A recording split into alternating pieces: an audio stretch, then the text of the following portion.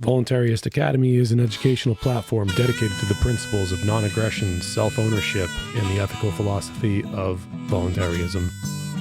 Here, we reject the mythology of political authority and embrace the timeless truth that all human interaction should be grounded in consent and moral integrity. Through rigorous study, in-depth courses, and accessible materials, Voluntaryist Academy equips individuals with tools to critically examine the foundations of coercive systems and to replace them with voluntary, peaceful alternatives rooted in natural law. Whether you are new to these ideas or looking to deepen your understanding, Voluntaryist Academy provides a structured path to intellectual freedom, ethical consistency, and personal sovereignty. I'd like to welcome you all. Please explore the curriculum. Please challenge false assumptions. Please learn to live free. I'm your host, James Cordiner. My website is voluntaristacademy.com. So throughout this book, throughout this series, we're going to need to know definitions. Definitions of terms. Starting off with anarchy. Culture's definition of anarchy is chaos, mayhem, and violence of ungoverned peoples. The true definition is there is no such thing as anarchy. There is only tyranny. Arrogance. Culture's definition of arrogance is the foolish belief that you are of great worth. The true definition is the beginning of understanding your infinite worth. Next is bravery. Culture's definition of bravery is the nobility of obeying authority. The true definition of bravery is servitude unto death. Culture's definition of corporation is counterpart to employee, an entity of greed needing government oversight. The true definition, a mandate created by government designed to control economies. Next is corruption. Culture's definition, abuse of law. The true definition of corruption is law. Culture's definition of crime is violent destruction. The true definition of crime, disobedience to authority. Culture's definition of culture, the natural flow of human behavior. The true definition of culture is the enforcer of authority. Next, we have democracy. Culture's definition, freedom. The true definition, perfect evil. Culture's definition of the end of the world, horror, disease, death, and misery. The true definition of end of the world is the end of evil, the beginning of peace and prosperity for every soul on earth. Culture's definition of evil is darkness and fear. The true definition of evil is the destruction of freedom. Culture's definition of faith is trust of an idea. The true definition, courage to test principles. Culture's definition of freedom is a set of certain delineated rights. The true definition, the infinite value of the human being. Culture's definition of government is the necessary institution to keep the peace among people. The true definition of government is the institutionalized extortion. Culture's definition of greed is love of money. The true definition of greed, theft of money. Next is insanity. Culture defines insanity as inability to perceive reality. The true definition, however, of insanity is blind obedience.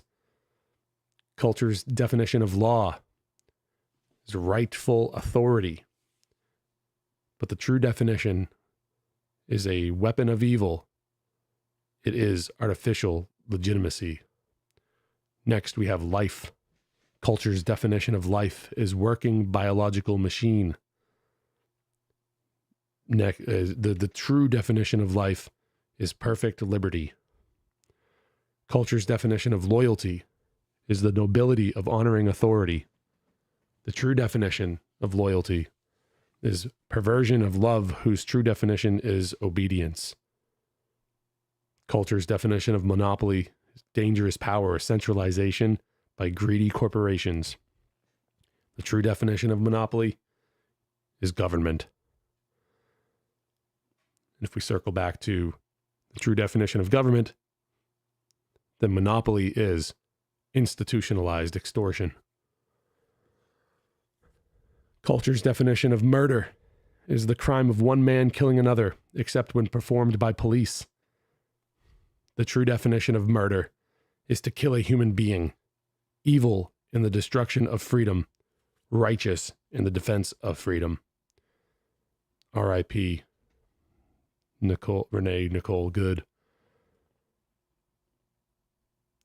Culture's definition of nation, quote unquote, we, wrapped in quotes. The true definition of nation is a group of men with guns who will kill you if you fail to obey them. Culture's definition of nobility is the best of cultural propriety. The true definition of nobility, the teaching that one person is worth more than another. Culture's definition of only human. Humanity is limited in its abilities and capacity for wisdom. The true definition of only human, a nonsensical statement. Humanity has infinite worth. Culture's definition of police. Agents of good, the creators of peace. The true definition of police, enforcers of law, thusly responsible for extortion, murder, atrocity, war, slavery, and genocide throughout history. Culture's definition of power is control over others. The true definition of power is liberty. Culture's definition of racism is the evil of hatred for reason of race. The true definition of racism, a meaningless excuse to exert control over others used by governments and thugs. Culture's definition of security, stability created by law. The true definition of security, peace and prosperity created by freedom. Next, we have slavery. The culture definition of slavery is full-time work without pay and ability to quit. The true definition of slavery, all evil. Culture's definition of state is your God on earth, able to legitimately command your obedience. The true definition of state is an idea invented by evil to replace the authority of the individual over self, perverted from love for family. Culture's definition of tax is noble donations by free people for the public good, but the true definition of tax is extortion under penalty of death. Culture's definition of terrorism is religious fanaticism. The true definition of terrorism is evil men attempting to establish a competing government. Culture's definition of treason is disloyalty to your state. The true definition, there is no such thing.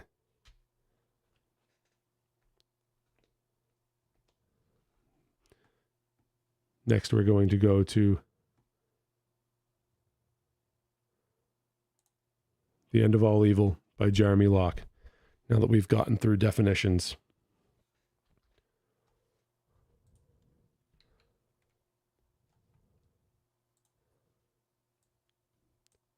this book teaches you one lesson. You have infinite worth.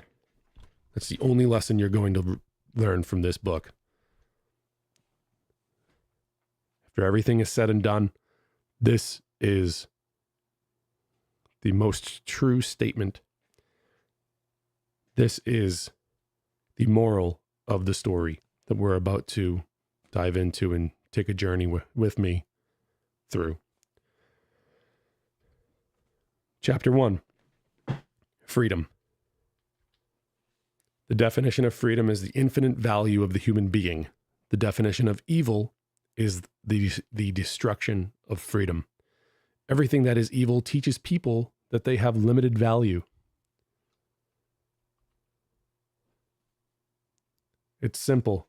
Truth is always simple. All people recognize truth because all people are intelligent beings. It is the nature of evil to create artificially complex ideas. It does this to hide or obfuscate the freedom it destroys. If you remove the complexities and fears from your life, you will find a plain and beautiful truth. This truth is the nature of your worth. Value of man. To understand freedom is to understand the value of a person. Everything that evil wants is to disguise and destroy your value. All authority is created by evil men to disguise your worth. To understand your own worth is to understand the nature of liberty. The crucial key for understanding our world is to understand the nature of evil. Evil challenges the value of people by denying them the opportunity to make their own choices, by denying them the chance to grow strong in learning and understanding.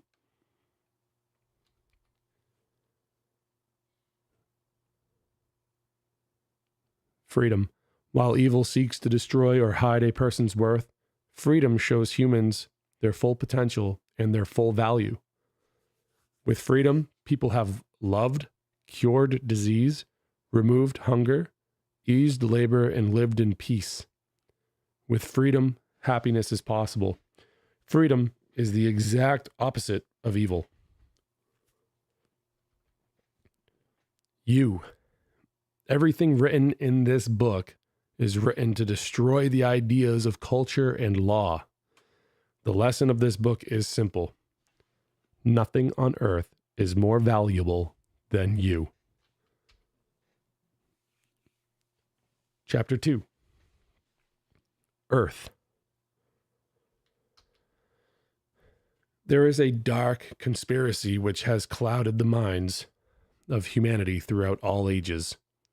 This conspiracy is evil incarnate and controls vast mountains of human emotions, work, thought, and speech. It has been responsible for the deaths of hundreds upon hundreds of millions and the slavery of nearly every being who has ever lived. If you can accept a single principle that you have infinite worth, then this book will give you the vision necessary to see the world as it truly is. To know once and for all that this dark conspiracy is not strong, but weak. That evil is not growing, but dying. To understand how evil controls people. Principles versus law. To understand how evil controls people, it is necessary to understand the difference between principle and law. A principle is a truth that creates freedom. A law is a lie that creates slavery. Principles describe reality. They are knowledge that help you to make use of your world. Because of your intelligence, you recognize principles in everything you do. Every true thing you learn is a principle. The movements of your hands, which food tastes good, and mathematics and empathy for a friend are all based on principles. Laws are artificial ideas created by evil men to restrict the thinking and understanding of people.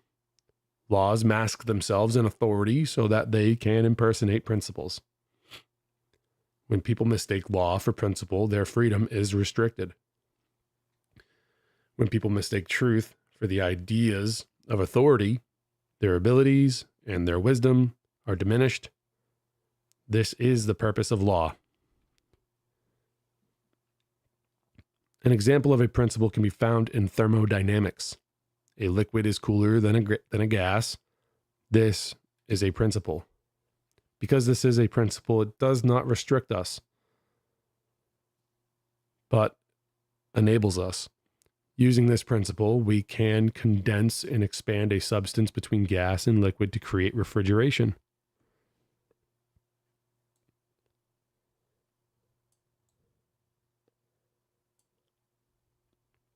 With this principle, we have more understanding and more power. Principles are truths that create freedom. An example of a law can be found in the culture of royalty.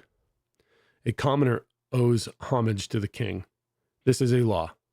Because this is a law, it destroys freedom and enslaves. Under this law, a person must neglect usage of their minds, their speech, and their actions. They must believe that they are worth less than a king or than the king. Notice that unlike principle, there is no truth in law. It is entirely possible to disrespect the king and therefore to break the law. Law must be enforced because there is no truth in it. A law destroys freedom because it is a lie. A principle, however, creates freedom because it is knowledge. That which destroys freedom is evil. That which destroys freedom is evil. Simplicity. The world is simpler than it pretends. Complexities are found in every aspect of our cultures, politics, and economies. Every day, people are introduced to new ideas, new spin, new views, or a new symptom of our world. Many of these ideas are perversions of principle designed to engineer specific reactions from people. Evil societies invent ideas to destroy the free thinking of people. Some of history's names for these ideas have been socialism, fascism, racism, communism, democracy, class warfare, political correctness, propriety, decency, royalty, and terrorism. All of these ideas are created for exactly the same purpose. They are all vehicles to confuse the minds of the victims of slavery. They are all evil. If you are capable of understanding everything in the world around you, you are. No, there's no if there. You are capable of understanding everything in the world around you. Your intelligence is not limited. Distortions and complexities are introduced into your understanding so that evil men can control you. Evil wants you to believe that you are incapable of understanding your own world. When you understand the magnitude of your own worth, evil will fail.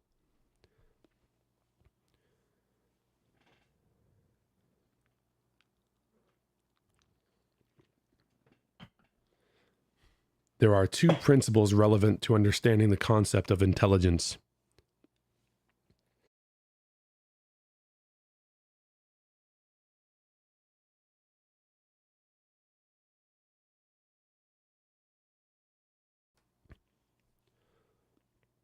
The principle of simplicity states that intelligence recognizes truth. When any truth is presented in pure form, all people are capable of understanding it. There is no truth that you cannot learn. This is the principle of simplicity, that intelligence recognizes truth. The second principle is the principle of obfuscation. Obfuscation is the distortion of principle. Obfuscation is the creation of false ideas in order to hide truth. Sometimes this is simply adding ideas on top of truth to disguise the nature of the original truth.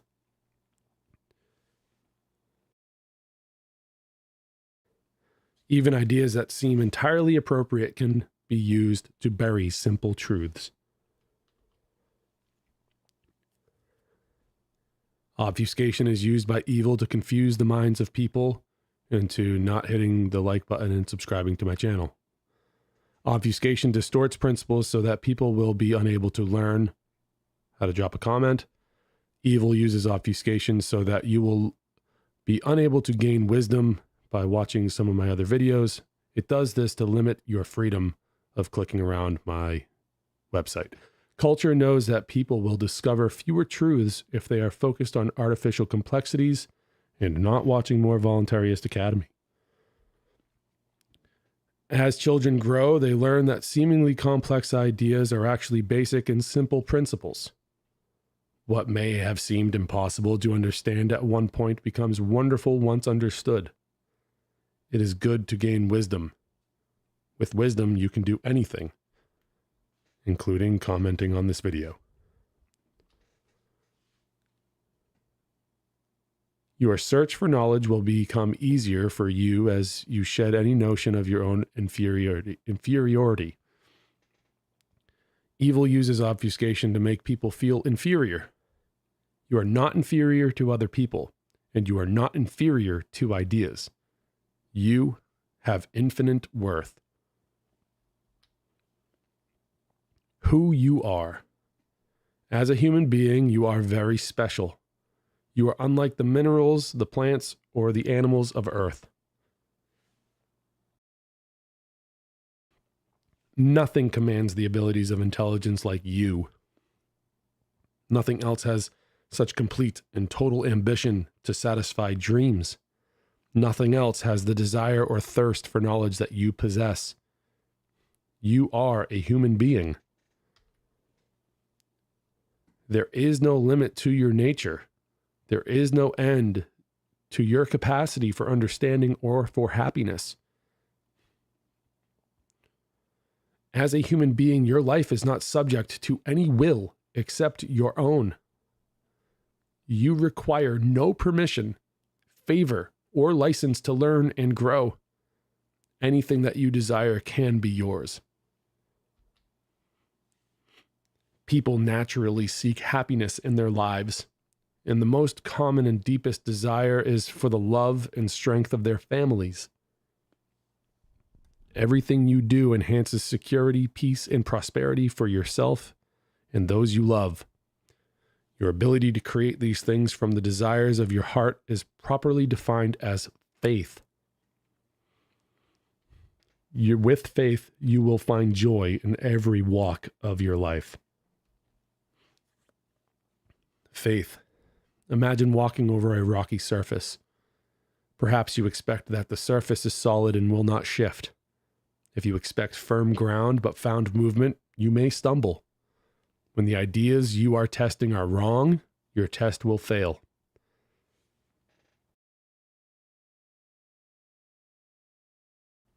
Your intelligence helps you to adjust your thinking to better understand the principles of walking. You learn to control your balance in spite of the difficult terrain.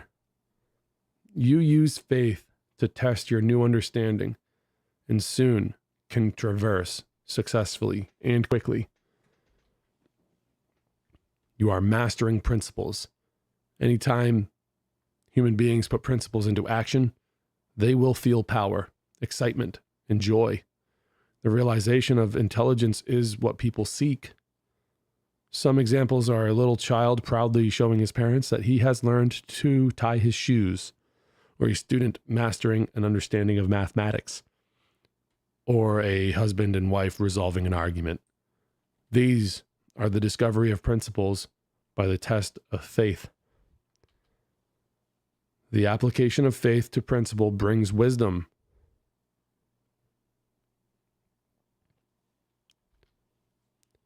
Freedom is necessary. The destruction of freedom prevents people from using faith. It prevents people from testing their understanding of principles. When we are not free to take steps, we cannot learn and we cannot grow. Love, prosperity, and knowledge are all things that are only possible with freedom. Freedom brings everything good.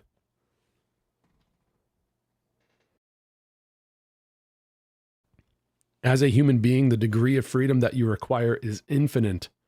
Freedom is the infinite value of the human being. If evil destroys freedom in any area of your life, it can limit your wisdom, your love, and your joy.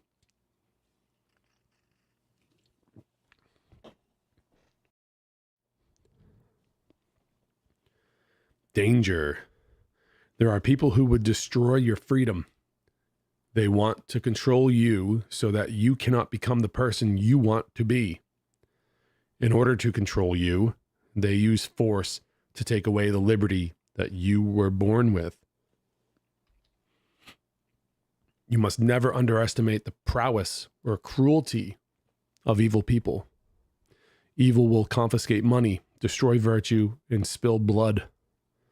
Most people are not evil. Most people try to create and not to destroy. However, evil people do exist, and they are extremely dangerous. They are called authority.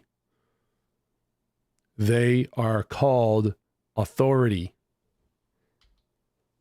There is no authority on earth that can rightfully govern your life. Born to this world, you and you alone control your eyes, your ears, your tongue, your hands, and your mind. All authority which claims to be able to dispose of you and your abilities is deceit.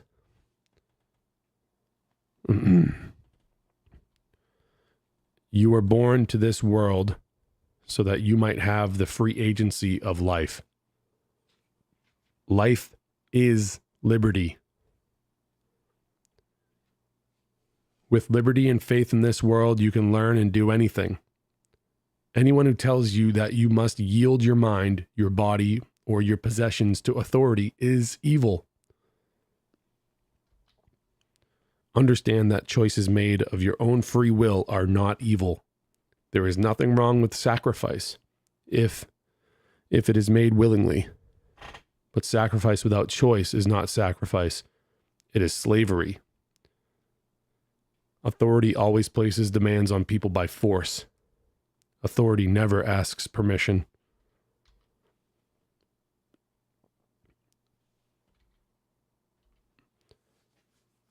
Obscured. The simplest authorities are common thieves. They use extortion or stealth to confiscate things that you value. They can steal money, virtue through rape, or life through murder.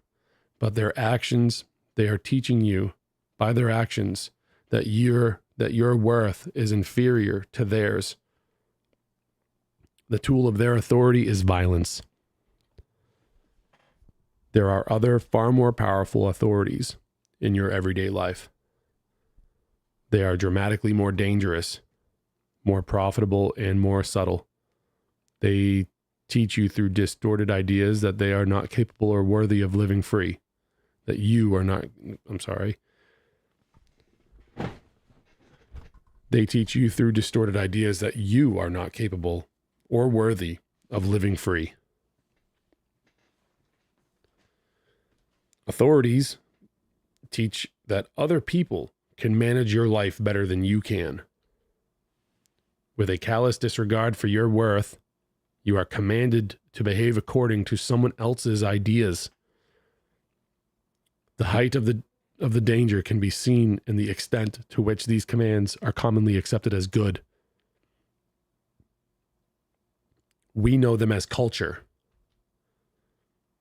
You will find such subterfuge everywhere you have value in your life. If something is valuable to you, you can be sure that someone, somewhere, is willing to take it from you. While they bear the same evil as the common thief, the methods of sophisticated culture are normally much, much more powerful. Evil is the destruction of freedom. It cannot be stated more simply. Everywhere you look, you will find the obfuscation of evil. There are countless ideas which are taught about the nature of evil. Every false idea is created by evil to hide truth from you.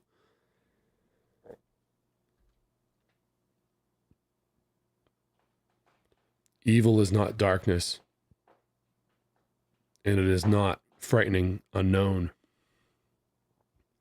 Evil is not some mystical psychology of man, nor is it inherent in our natures. It is not supernatural, and it most definitely exists. As with all principles, the principle of evil is simple. Evil is the destruction of freedom. When free, you can build glory, peace, prosperity, and joy into the world. Around you, you will find all these things. Men and women like you built these things.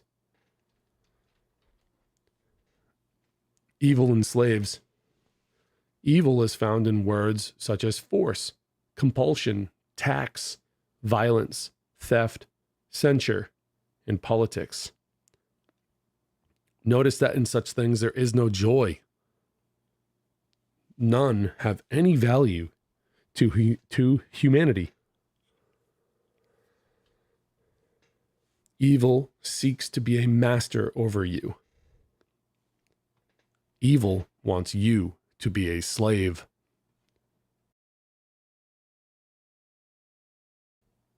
Control. What we consider as real slavery is indeed only one form of slavery.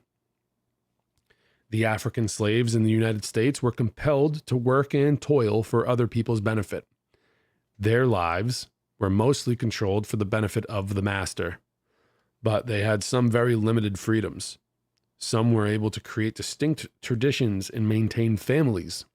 They did their best to build joy into their lives despite the tyranny wrought upon them. Because they were in control of portions of their lives, were they free? How much freedom does a person deserve? How much freedom can be destroyed before we recognize that it is evil?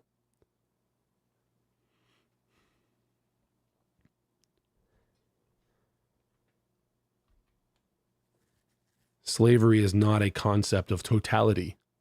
Slavery exists wherever the freedom of man is destroyed. Theft and bullying are slavery. In history, African natives, Jews, and many others have experienced lifelong slavery. The ultimate slavery is murder.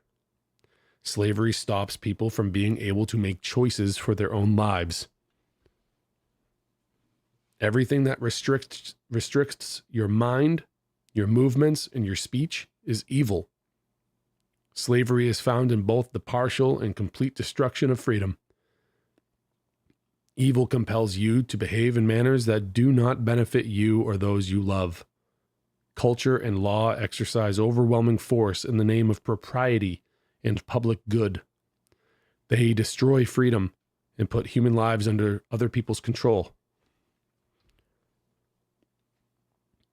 Chapter 3. Authority.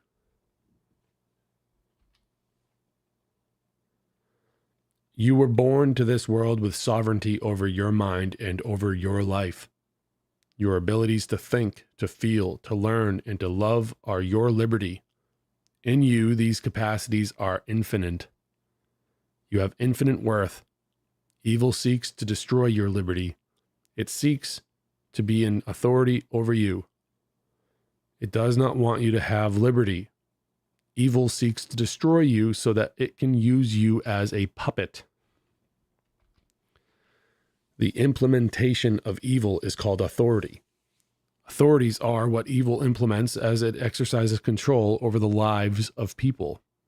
Authority limits your ability to learn, to think, to feel, to love, and to grow. This is why authority is evil. Authorities are not accidents. They are specifically created by intelligent people to control you. There are two tools that evil makes use of in order to accomplish this. Both tools destroy freedom. Those tools are culture and violence. Each of these tools of authority have weapons which are used to attack your liberty. The weapons of violence are theft, imprisonment, torture, rape, and death. The weapons of culture are law and the control of speech. Evil is implemented by force in the lives of people. Evil wants you to obey its authority. It uses the weapons of violence on everyone who will not obey. It uses the weapons of culture to sustain whatever obedience it manages to achieve. Violence. Your physical body allows you to exercise principles over every aspect of reality. With it, you have the tools necessary to interact with the physical world. Physicality greatly enables you. It is a gift of pure freedom. People obey authority when they are subjected to violence. Violence threatens your physical body. It threatens your interaction with the physical world. People who are subjected to violence are compelled to obey because they want to protect the freedom that their bodies bring to them. Pain and mutilation limit your ability to interact with your world. Death destroys your freedom completely. The lie of tyranny is that you will maintain the freedom of life by obeying authority. The choices it offers you are a lifetime of obedience or death. Evil is the master of deceit. The objective of evil is not violence, but obedience. The purpose of violence is to compel obedience. Its design is the destruction of freedom. Whether submitting to authority and obeying, or allowing it to destroy you physically, you will have lost your freedom. The only way to maintain freedom is to fight tyranny at all times and at all costs. Perspective. The cultures of Earth offer their people different moralities. Perverted definitions of good and evil are found everywhere on the planet. In one culture, a thing is proper. In another, it is taboo. In one culture, a word is egregious. In another, it is not. Criminal acts are defined entirely differently in opposing cultures.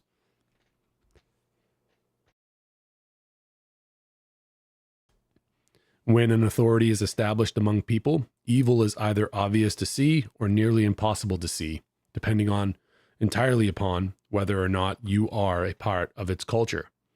Even though few people are able to recognize the oppression found in their own cultures, culture is still oppression. Most people question in horror how an average German soldier could himself participate in the murder of Jews. Most people question in horror how many millions of average people under the umbrella of communism could bring their brothers certain death at the hands of police. The examples in history are more than plentiful. They exist in every culture ever designed. Culture maintains a death grip upon the nature of man. It is not true that history's villains misused authority. The truth is that they followed the object and design of authority perfectly. Tyranny is always disguised as culture and law. This is the authority principle. The authority principle describes the behavior of people who live under the rule of law. The authority principle shows that people obey anything and anyone that they believe is an authority. Though the who, the why, and the what have changed in history, the behavior of people is the same. They obey. When people are taught that obedience is principle, they obey. When they are taught that the source of worth and knowledge is found in another person rather than in themselves, they obey. This is the rule of law, and it teaches people that their will is subjective to the will of law and those who control the law. Examples of authorities are governments, bullies, mafias, thieves, and kings. People obey authority in their lives either out of fear of violence or because culture conditions them to accept obedience as proper and good. Authorities always use both tools. The most successful authorities do not have to use violence as often because of the strength of their cultures. Both culture and violence enforce authority. Under authority, people have obeyed law to the atrocities of history. The murders, the rapings, the lootings under chieftains, kings, emperors, communism, and Nazis were not perpetuated by small groups of men. They were performed by thousands and even millions of people. These people would not have committed such egregious evils on their own. If a random person had commanded them, they would have refused. So why? Why, at the behest of a perceived authority, do they obey? Obedience to authority is the authority principle. People will obey authority no matter what is asked of them. They obey because they have been lied to. They have been falsely taught that principle is found in law. In history, it is difficult to imagine why some cultures are so much more violently depraved than others. Authority is the reason. Cultures with the least influential authority are the most peaceful, and by definition, the most free. Cultures with the most influential authorities are the most violent, and by definition, slaves. Anytime you are compelled to act in obedience to authority, you are being influenced by this principle. Evil uses the authority principle to condition people to obey without questioning what, why, or whom they are obeying. Destroying your identity to gain power over you is the modus operandi of evil. Let's get into the pattern of tyranny. Tyranny is disguised as culture and law. Everything that evil seeks is the destruction of freedom, to destroy the value of people. The pattern of tyranny is simple. The object is to enslave the minds of a people by creating a culture of obedience. To gain the obedience of people, there is a process that must be taken. The process is the pattern of tyranny. First, war.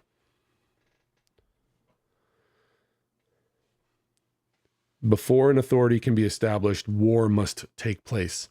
War is the implementation of violence. It is the tool that evil uses to establish authority. All of history's wars have occurred because of a desire to implement a new authority over people. On the smallest scale, this occurs via a process of threat and acquiescence, such as the behavior of bullies, thugs, and mafias. On the largest scale, it occurs in violent multi-year battles, such as the behavior of nations and empires. Enemies. In order to offer people an escape from violence, new authorities teach people that obedience will end war. The design of authority is obedience. Authorities condition people to obedience by promising to protect them from dangerous enemies. Theocracies have used the enemy of blasphemy. The Nazis used the Jews. Communists used the rich. Many, many enemies have been created.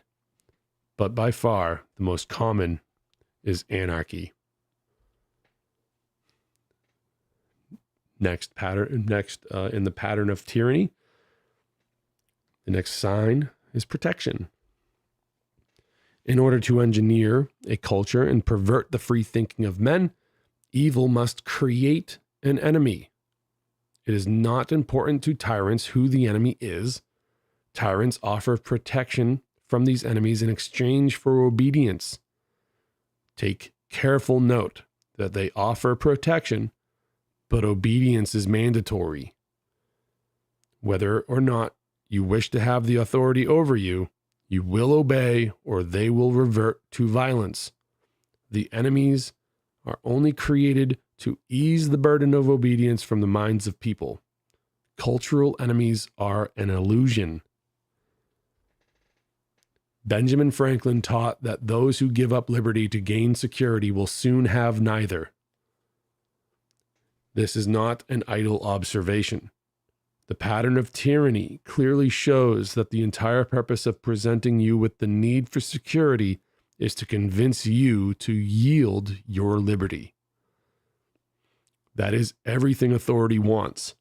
The demand for security is raised by those who seek power over you. This is how they create enemies. Make no mistake, it isn't the enemy that tyrants are after. They are after you.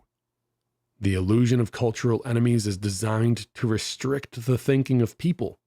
It is designed to convince people that the real enemy is not the evil that rules over them, but some imaginary demon that would do them harm. This is the lie of tyranny. It requires your obedience in order to save you.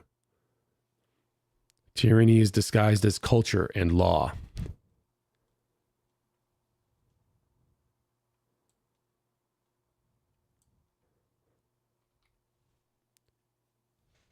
Social proof. Social proof in the pattern of tyranny. As people begin to submit under the duress of violence to the will of a new authority, a principle known as social proof enters culture. The more people that obey the new authority, the more likely it is that others will follow. The normalcy of obedience becomes a part of everyday life. It is natural to want to escape the violence of authority. People who live under the oppression of nations or thugs will inevitably accept the offer of obedience. A mugger will offer not to shoot if a wallet is surrendered. Rapists offer not to kill if virtue is surrendered.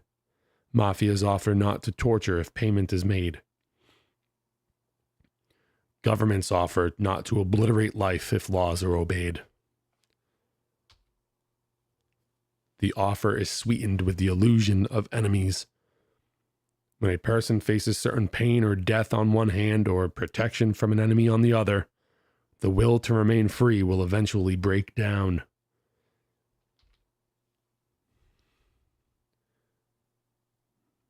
Next in the pattern of tyranny is law. Laws are decreed and written to legitimize obedience. Law impersonates principle. People are taught that what is law is right.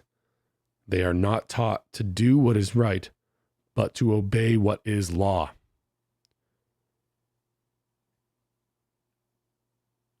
The legitimacy of law is the object of culture. Culture uses law to distort the minds of people into believing that they are incapable of seeking truth or living in peace. It teaches that law is legitimate instead of one's own mind. Next in the pattern of tyranny is control of speech. The most fundamental weapon of culture is the control of speech. While history has shown violent examples of this weapon, it exists in every culture as the code of propriety. The objective of the control of speech is making sure that those who were compelled to bend to the will of authority never gain the courage to look back. In order to maintain obedience, culture demands that everyone it enslaves enforces its will upon those around them. It teaches people to call their recalcitrant neighbors weird or insane. It demands that every person turn on those who fail to obey the precepts of culture. Culture condemns as immoral and antisocial all those who fail to obey its precepts. In this way, culture shapes people's minds by restricting their speech. Further, culture endows its evangelists with adjectives such as noble and upstanding. Those who most closely follow the rules of culture, especially in condemning enemies, are rewarded for inflicting stigma upon those less willing to obey. It is this devaluation of the human spirit that proves the evil of cultural norms. Those who exhibit recalcitrance or suggest rebellion against authority are ostracized, berated, and demonized. It is hard to endure the loneliness associated with fitting outside of popular culture. This is how the control of speech is a weapon designed to break to break the spirit of man. It is a weapon designed to compel you to obedience. Once the people under a culture begin to enforce the control of speech upon each other, authority has been established. It now rules the very people who enforce its power. This is the design of culture, and authority can now do with you as it pleases. Next, in the pattern of tyranny, enforcement. There are times when authority must revert to violence in order to maintain obedience. There will always be a small minority who refuse to obey the tenets of cultural law. Because of this, authorities employ a constant stream of violence known as law enforcement or police. These are not police in the defense of liberty, but police in the defense of authority. Cultures always teach that liberty and authority are one and the same, but the design of police is to wield the weapons of violence in the preservation of authority, not to defend liberty. Authority must also employ violence when cultures break down. Throughout history, people have slowly and steadily learned more and more about their own worth, and hence demanded more and more freedom. Different cultures have fallen as people realize that culture is a lie. When cultures begin to break down, it is because people are learning about their value. Such cultures and the authorities they protect are doomed. Never once in history has a culture in decline been redeemed. When authorities see that their culture is being dismantled and obedience is no longer theirs to enjoy, they return to violence. These returns to violence are historically extremely brutal. The violent enforcement of law is a sign of coming liberty. Take a look at a generic historical example of the pattern of tyranny. A rogue thug gathers together a band of men to extort money from the people nearby where he lives. In his success, he plunders massive amounts of money and grows his gang into an army. He successfully kills the previous officers of law and enforcement and subverts them through stealth. Knowing that he can plunder more value in the long term if he leaves his victims alive, he implements a quote-unquote tax upon everyone in his range of influence. He draws borders. He gives decrees. Importantly, he promises his victims that he will protect them from all other thugs.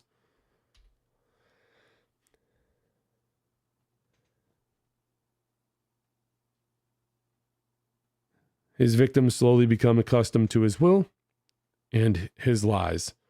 The people become afraid if they hear their neighbors talk of escaping the taxes and cruelty. Soon they actively support the regime and by targeting all quote-unquote treasonous speech and turning in the deviants to police. Originally called criminal, the thug is now called authority. He is called law and order. This example could have easily described any gang of barbarians from the Middle Ages or from ancient history. It could apply to any king or emperor of years past. It could have described any warlord of today or any mafia.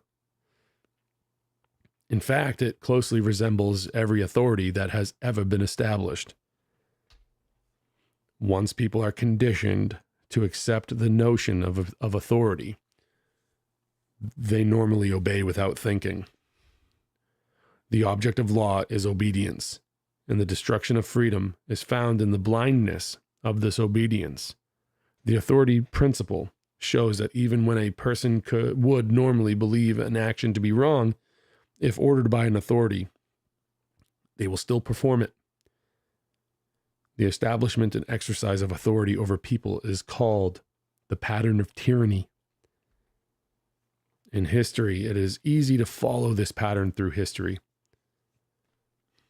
Adolf Hitler created an enemy in the Jews Early on, German culture was manipulated, and Jews were condemned as dirty and greedy, a people awed because they keep to their own kind. Soon the culture was in place where people were chastised for defending the Jews. People who demonized them were championed. Speech was then controlled. Next, Adolf Hitler made Jews into the full-fledged enemy. The Jews became responsible for all social and economic ills. The solution was to put Adolf Hitler in power, to yield German liberties to him so that he could save them from the enemy. Make no mistake, Hitler was not after the Jews. He was after the Germans. An evil man, he was simply willing to sacrifice millions of Jews to obtain power. Do not make the mistake of thinking Hitler was a racist. Follow the pattern. In short order, he ruled the entire nation and forced all Germans to serve him and his army. His true ambition was not racism, but total world domination. Democracies create the enemy of anarchy in the same pattern by controlling speech. It becomes immoral to suggest that one could break the law. It does not matter which law or what it says. Nobility is placed on the payment of taxes, no matter how much they demand of you. It is the highest form of cultural propriety to obey the law, regardless of what it says. The enemy is the fictional anarchy, wherein no individual is safe because everyone is a tyrant. In order to save you from anarchy, you yield authority to the law. You obey. Evil is not after the destruction of anarchy. It is after you. If you can see the tyranny in a culture that demands that you obey, no matter what is asked of you, and no matter who writes the laws, then you are beginning to understand the nature of evil. Everything that is evil teaches you that you have limited worth. Let's talk about the rule of law. The rule of law is the single most dangerous idea ever inflicted upon mankind. It has gone by countless names throughout the ages of history. In more basic tribes, it is known as respect for elders. In the tyranny of royalty, it is known as nobility, birthright, and divinity. In communism, it is known as the supremacy of the state. In dictatorships, it is known as the antidote to anarchy. In theocracies, it is known as revelation. The net teaching of this idea is that you are to obey the law, not because of its merits or its morality. You are to obey only because it is the law. It is assumed that even if the law is wrong, then it is right to follow because it supports the system, and the system is more important than you. In order for an intelligent person to choose what is right, they must know who is asking obedience of them. They must consider why it is being asked and what it is they are being asked to do. Only then can they decide for themselves if it is right. This is not what authority wants. Authority is not concerned with you doing what is right. It is only concerned with obedience. Culture teaches that the nature of the law and what it asks you to do are irrelevant. Culture teaches that obedience is propriety. Culture teaches that when law is created, it becomes morality. Law is a weapon. It is used by evil to attack its prey. Whether in the name of duty or king, loyalty to the state, or rule of law, law is the weapon used to extort and control.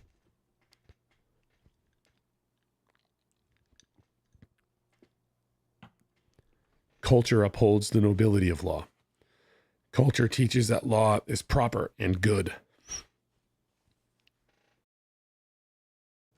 It never questions who wrote the law. Tyrant and brother are the same. Culture never questions whether or not the law is right. You are to obey no matter what it says. In this fashion, law is a powerful weapon to be used against you. All principalities create volumes of laws that take lifetimes to understand and armies of lawyers to manipulate. All these things are weapons in the hands of the powerful, which they will use at your expense. Law holds value only to those who create it, and only because your culture demands that you obey it. The purest invitation to tyranny is your commitment to obey law regardless of what it says. Against you, the law becomes the perfect weapon. Whomever controls the law controls you. Your worth is measured by the extent of your obedience. Hey everybody, I just wanted to take a quick break from this video to tell you about voluntaristacademy.com.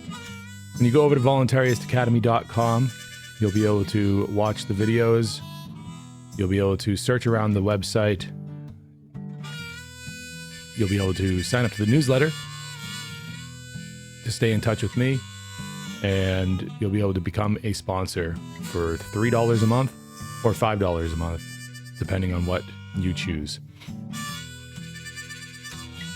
You'll be able to go to the resources page. You'll be able to download and take home with you PDF versions of some very important work, much of which is covered on this channel. And you'll be able to also, at the support page, you'll be able to make one-time donations to support this endeavor to help this project keep going and growing into the future. Different cryptocurrency addresses, PayPal, and Buy Me a Coffee. You can follow us on X.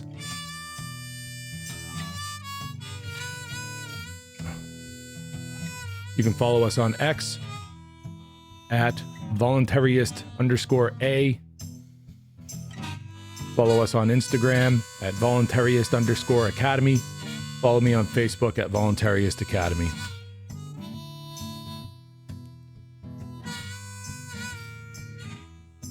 I'd like to thank you all for watching this video. I hope you're really enjoying it. Give it a like, subscribe to the channel, do all those things because it helps out tremendously, and it shows the algorithms that the content is worth watching and that people are watching it, and it's the best way to support this show because it gets that content in front of more people. It gets more eyes on this stuff, and it's very important to me, and I would really greatly appreciate that if you all helped out with that in that fashion. So, without any further ado, thank you very much. Let's get back to the video. Chapter 4, Culture. Cultures are created to protect power structures. Culture is the enforcer of authority. Culture distorts principles in order to defend the authority of evil. Culture must convince you that it is not wrong when law subjugates your worth and destroys your freedom. Culture convinces people of this by perverting the concept of morality. Morality is liberty. Immorality is evil. The exercise in defense of freedoms are moral. The destruction of freedom is immoral. This is the pure truth of morality. Prudence is the proper application of principle. Imprudence is foolishness. Prudence is not morality. It is not immoral to kick a heavy stone with your bare foot, but it would probably be foolish. Prudence is a question of applying the principles and wisdom you have gathered in your life to achieve the goals you have for yourself. This is made possible by liberty. Without liberty, prudence is meaningless. Morality must come before prudence. The great lie of culture is that authority is not bound by morality, and that authority can enforce its own prudence upon you. The great lie of culture is that you are worth less than law. Cultures teach that intentions of prudence can be enforced by law. In this fashion, they gain excuse to control the lives of people. In order for people to learn, grow, and find happiness, people must be free to test their understanding of principles. With freedom, they can do this by a process of faith, trial, and error. In this fashion, children grow from immaturity to maturity. In this fashion, human beings gain wisdom. Cultures are agents of evil. The objective of evil is the damnation of your ability to grow strong in wisdom. The objective of evil is the destruction of your worth. In order to gain control over you, culture spreads the lie that authority is not bound by morality. Culture teaches that authority can destroy freedom at will and claims prudence as the reason you should willingly submit. In the name of defending you, culture claims that the destruction of freedom is morality. Cultures pretend that evil is good and that good is evil. Prudence can be found all around you. It is found in the choices you make every day. Even when a mistake is made, you learn prudence. Prudence cannot be enforced. To enforce prudence is law. Law is lie. Without the freedom to choose, you cannot learn prudence. You cannot be happy. Morality can be found all around you. Wherever you find it, you will find joy. Wherever you find immorality, you will find misery. Culture enforces authority by destroying freedom with law. This is immorality.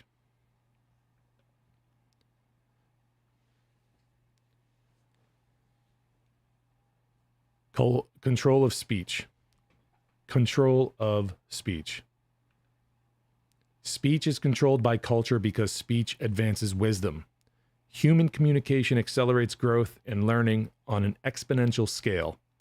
People learn principles on their own through experimentation with their environment, but they learn far quicker when they are able to communicate their thoughts through speech. Speech is the single most powerful tool of humanity. Through it, children and adults alike accelerate knowledge in anything they desire to learn. Culture cannot afford the rapid spread of human understanding. Should people learn their own worth and potential, they would never submit to the artificial authorities placed over them. Culture is about control. Cultures are designed to protect the powerful, to protect those in authority. Its job is to make sure that speech cannot flow freely. To accomplish this, it establishes a pattern of subversion of thought and propriety of speech. Authority is unquestionable. Culture first labels the questioning of authority as immoral. The rule of law, absolute respect for law enforcement, character in politics, and the nobility of kings are all examples of culture subversion of thought. Culture cannot allow people to question their allegiance to a specific law, or a specific king, or a specific system of authority. Instead, it teaches that these things are above question. It is never permitted to question the king, dictator, or democracy. In every culture ever devised, authority is supreme over humanity. The highest extreme of questioning authority is discussing the assassination of authorities. Even to print a line of text such as this will bring shivers to those who live under any culture. This is the grip that culture has upon speech. Questioning whether authority is right or wrong is not allowed. The system is above you. You will not fight back. Though law considers itself moral for defending itself with violence, it will teach you that you are immoral for even thinking about defending yourself against it. Lesser taboos on questioning authority exist in varying form in the cultures of history. In modern times, this is most obvious in the shame brought upon anyone who questions the respectability of police, public education teachers, or other public employees. Their work is considered to be above the work of everyone else. Their actions in their jobs are beyond reproach because they are agents of authority. It is sometimes called, quote, respect for the office, end quote, or position. Questioning their right to interfere with your life will bring you the scorn of culture. This is the control of speech. Further examples exist in the belief that paying taxes is noble. Not one person would pay them if they didn't have to. Not one person pays $1 more than is demanded of them under threat of imprisonment. And yet throughout culture you hear people speak of the nobility of paying taxes. Quote-unquote taxpayer is the title given by those seeking legitimacy in political arguments. Culture teaches that good people are those who allow themselves to be extorted and controlled without thinking. Obedience to arbitrary law under the rule of law is labeled character. The more destructive a law is to humanity, the more praise of nobility culture will give to them who obey it. If authority is not questioned, if it is accepted as the proper rule over man, slavery is the result. Germans failed to question the culture imposed upon them by the National Socialist Party. Their servitude to Adolf Hitler and his war machine were the result. Billions failed to question the culture of quote-unquote brotherhood championed by communism. Totalitarian slavery and the deaths of 100 million people was the result. Large or small, when you yield your mind to culture, it will make a tool of you for its own purpose. It begins when you limit your speech out of fear of culture.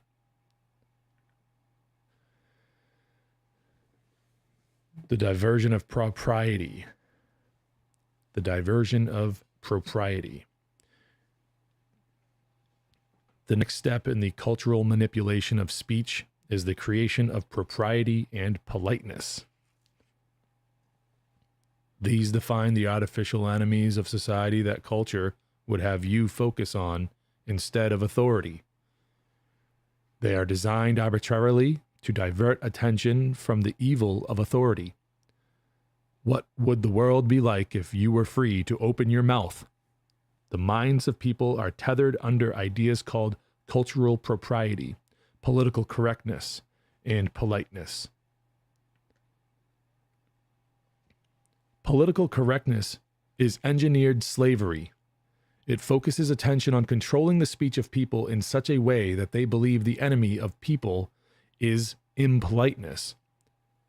They are taught to believe that they are naturally racist, sexist, and bigots. Only when culture keeps a tight control on speech are people safe from their own demons. Culture teaches the limited value of people. Coarseness of language is the shameful speaking of words or concepts outside the propriety of culture. While there is nothing evil in a word, and languages are reinvented and molded every day, culture would have us believe that the words we use are where evil lives, instead of the crushing of the human spirit employed by authority. A curse is a wish of harm upon a person. Swearing is an oath of action, yet both of these things have been perverted so as to teach you that speech is what is evil, and not the destruction of freedom that evil people employ. Every time you find an element of speech that is culturally unacceptable to speak, you will find a scapegoat. The specific instance is irrelevant. Culture always creates propriety to hide tyranny. In the beginning of the National Socialist movement of Germany, culture was engineered to make defending a Jew unseemly. It likewise made it impolite to challenge those who condemned Jews.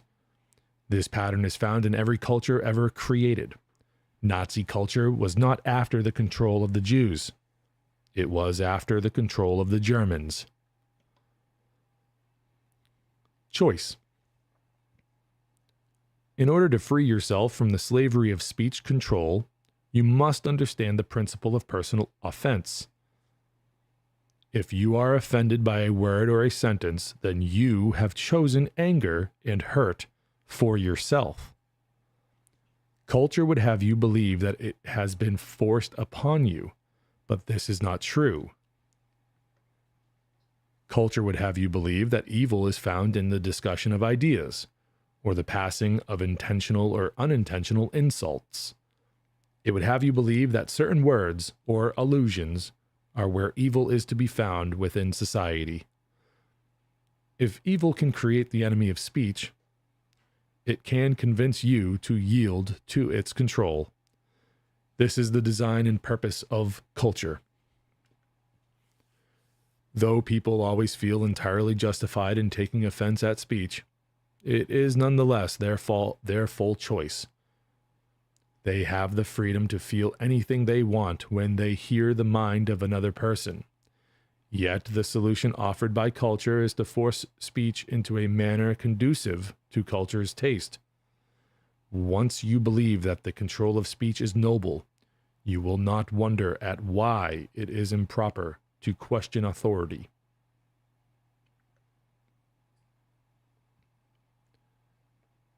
Crushing the human spirit. While arbitrary culture is found amongst adults everywhere on earth, it is most easily viewed amongst children. Culture creates ideas of style compulsion, body image compulsion, and action compulsion. To prefer pink over blue is a personal preference. To wear blue because you fear wearing pink is the destruction brought by arbitrary culture. Cultures limit the choices available to people by creating arbitrary rules for your life and enforcing them with peer pressure. Crushing the spirit of people allows culture to gain their obedience. When people fear standing tall because they believe they are not sufficiently attractive, wealthy, or educated, culture is crushing their spirit by teaching them that they have limited worth. People who do not know their own value are easy to control. The pressures applied amongst children are a paradigm of the culture of more powerful evil. Those children who are the most adept at understanding how to conform to cultural norms and apply the strictest enforcement against everyone else are the ones who gain social power. This is a type and a shadow of the culture of nations and kings. A model citizen of culture is one who patterns themselves precisely to the ideals of culture. In premise, this means style, speech, education, and economics. In reality, this means obedience. Culture teaches people to idolize the perfect citizen. It does so because it desires your obedience as well.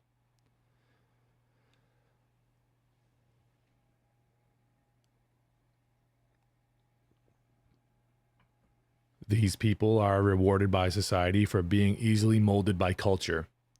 The powers of authority and compulsion in all walks of life will always reward the model citizens with tokens of nobility and will always punish those who fail to meet the standards of servitude with humiliation and ridicule. Such is the creation of a culture. Such is the making of slaves. This breakdown of the human spirit eventually forces everyone to conform. Very few will even think of fighting the power structure. Almost everyone accepts authority.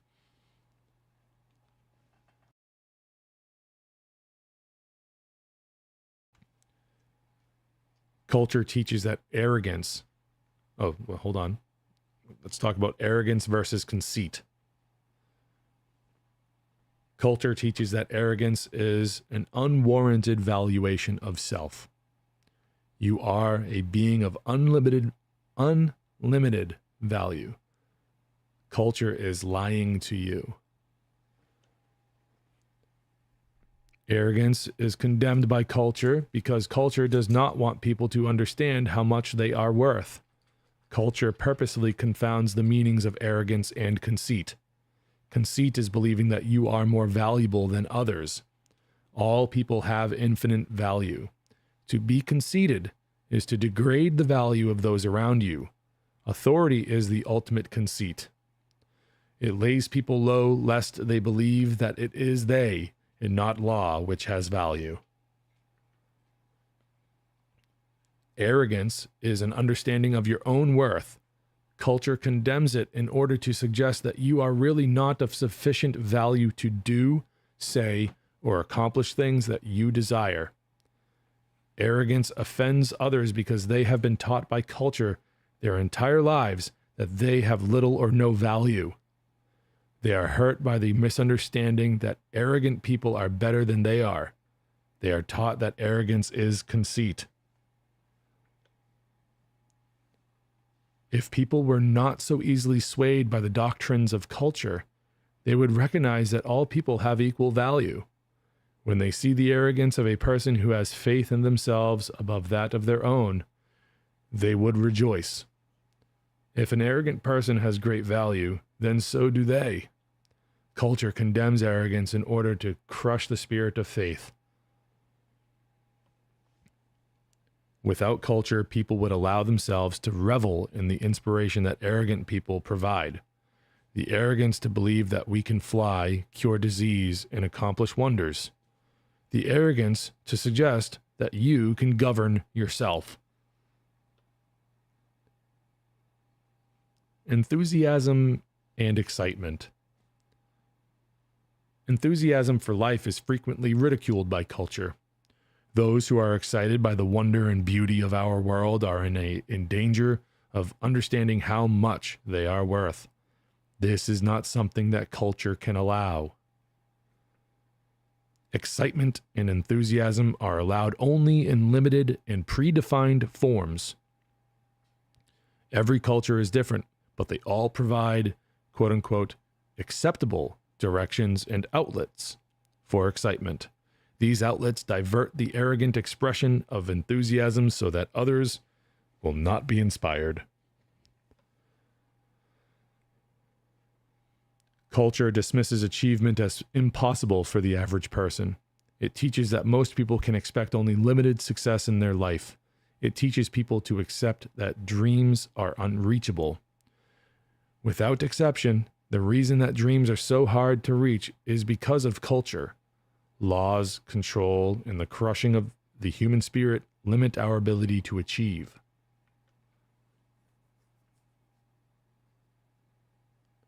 Only human.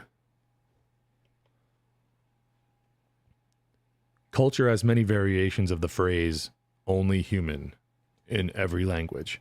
The phrase implies the ultimately limited value of people. The phrase is a lie. People have an unlimited capacity for intelligence. Things in the realm of the supernatural in ancient times are commonplace today. Principles that are amazingly complex become simple to intelligent beings as they are understood. With freedom, the more you grow in learning, the more wisdom opens your mind to the purity of our reality. Cultures frequently teach that intelligence is hereditary.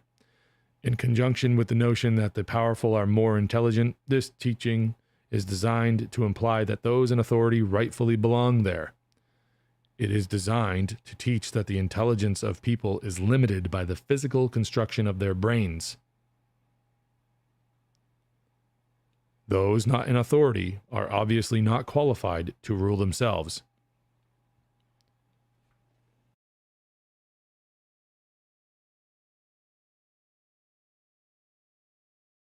Culture needs people to accept limitation in order to swallow obedience.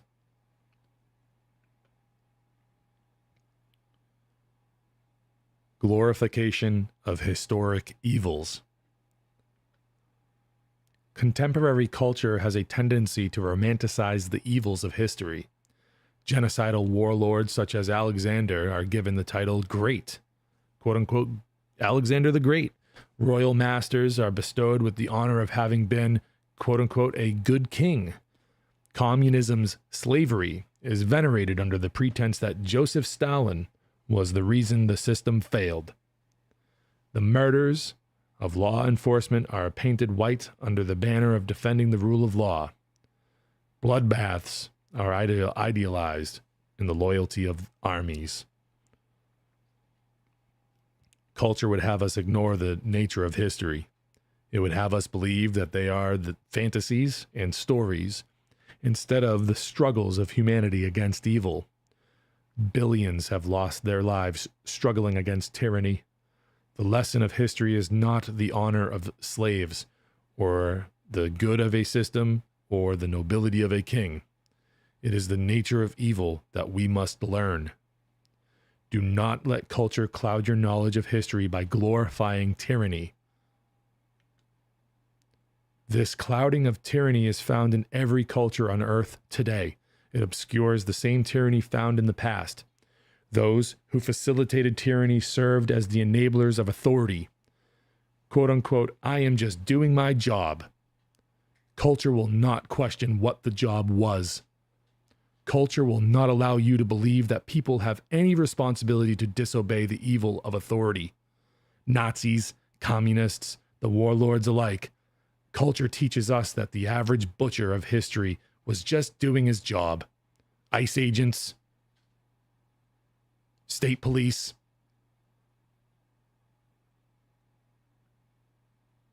local police, National Guard. The list goes on and on. Culture glorifies the evil of history and teaches that today's blind obedience to authority is nobility. The same blinding of the mind used by the cultures of the past is used by culture today. How correct law pretends itself to be is irrelevant. In order to enforce authority, you must destroy liberty. Obedience. Obedience to authority is the only objective of culture. It has 1,000 facets and 1,000,000 lies, but its design is always obedience. Chivalry was the code of honor created by royalty in the Middle Ages. This honor consisted of blind adoration of knights and noblemen. Peasants and serfs were taught that those who ruled over them and enforced the law of the king were always respectable and moral. The objective was the obedience of human beings to authority. The teaching of chivalry was that the knights of law enforcement had more value than everyone else. Patriotism is the code of honor created by nations in modern times. This honor consists of total allegiance to whomever controls the nation at the moment. Patriotism offers no choice. You cannot choose which nation to support. You are a slave by birth. You cannot refuse obedience. All law has total claim to you. Patriotism teaches that the nation is glorious and strong, and that people have value only inasmuch as they bow to it. The rule of law is the code of honor created by democracy. It teaches that honor is found in obedience to the law. This code teaches that you cannot examine what the law says, or who wrote it, or why. The rule of law demands total obedience. Law is a weapon, and obedience is its design. The rule of law equates criminality with morality. The rule of law teaches that law has more value than people. All cultures call disobedience treason and scare people with ideas of treachery against what is right and proper. Treason is the premise that it is wrong to disobey the interests of authority. The truth is that it is wrong to compel others to action against their will. Since authority is always a creature of force, the claims of law are immoral and irrelevant. There is no such thing as treason. Slaves as enforcers. Those who are under the limitation of culture will enforce culture's doctrine upon others.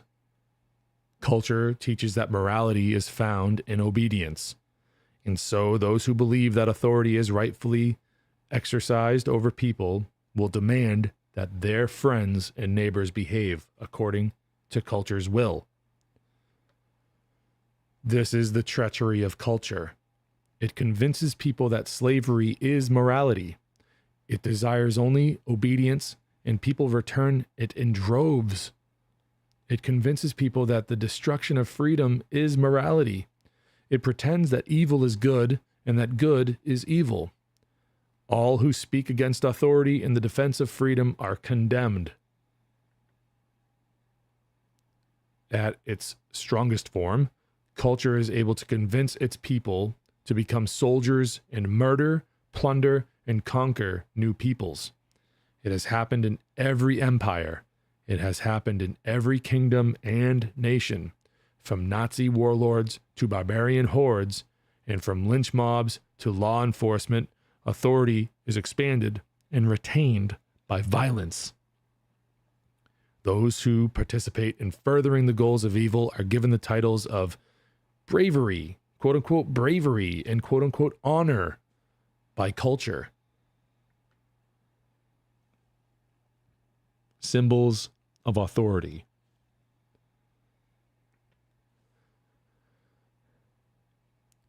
Culture seeks to enforce authority by impressing upon the minds of people that they are inferior to law. When people believe that they are worth less than law, they will believe that it is their rightful place to obey.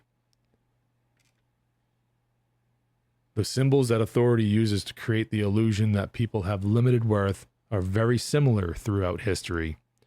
The robes of modern judges compare to the robes of royalty. The wigs of late European politics compared to the crowns of royalty. The uniforms of law enforcement and the armor of knights. Captain, general, senator, magistrate, sheriff, prince, lord. Titles, clothing, and badges have been used in every culture in history to create the illusion of authority. Culture focuses the mind on symbols such as honor, loyalty, devotion, and duty. Such symbols are not new. It is easy for most people to recognize the foolishness of loyalty to king, dictator, or communism. However, people still fall to modern symbols such as law, democracy, and patriotism. If the objective of a symbol is obedience, it is evil. Police officers carrying badges to show that they are duly authorized enforcers of the law. They enforce the law upon you, but you did not authorize them. This is the illusion of authority. Culture hides the tyranny behind the trappings of meaningless symbolism. It would have you believe that law is authorized to reign over you however it pleases. It hides the fact that only you can give that permission. Instead, it presumes permission by birthright or by the geometry of the geometry of your location relative to its borders. It is an illusion. Should law truly be the authorized agent of defense or production, it would have to receive the permission of every single person it claims to represent.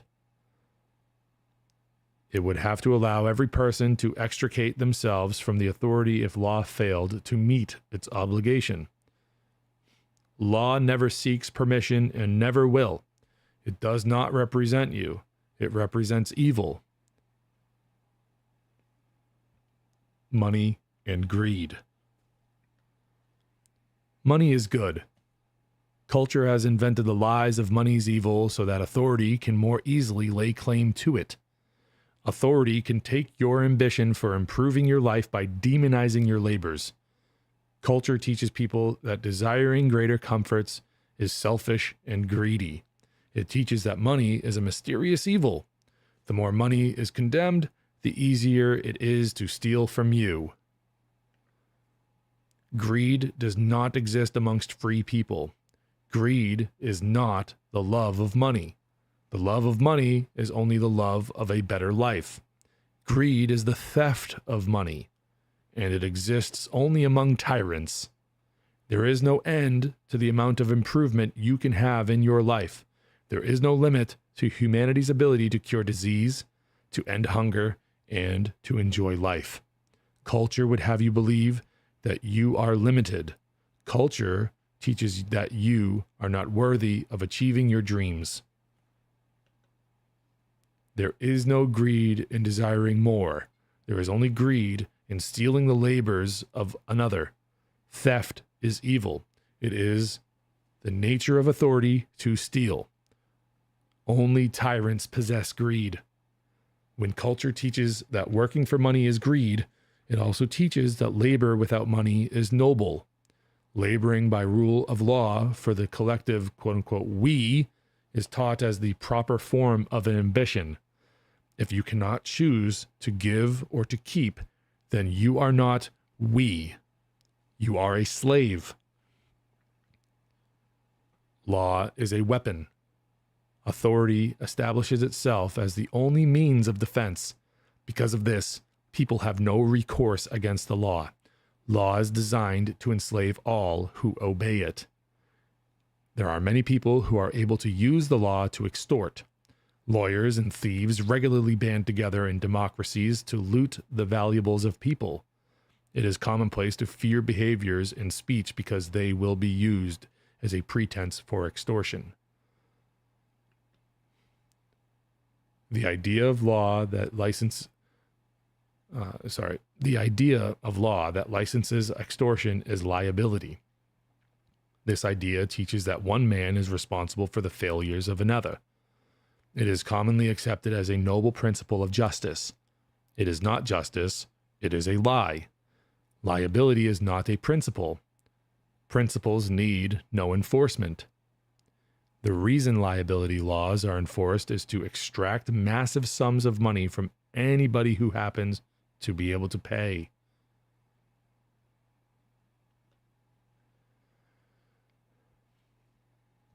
Liability teaches that you have a responsibility under law to prevent the failures of others if you have more money than they do. In a free world, people's actions are their own, and their failures bring consequences. Those consequences of principle are necessary to the growth and understanding of humanity. Law twists the consequences and assigns liability by fiat. Law confounds our understanding of true principles with obfuscation. This is done to enslave and extort. Culture teaches the worthiness of the common good employed by force. It teaches that it is acceptable to issue law to advance a collective ideal.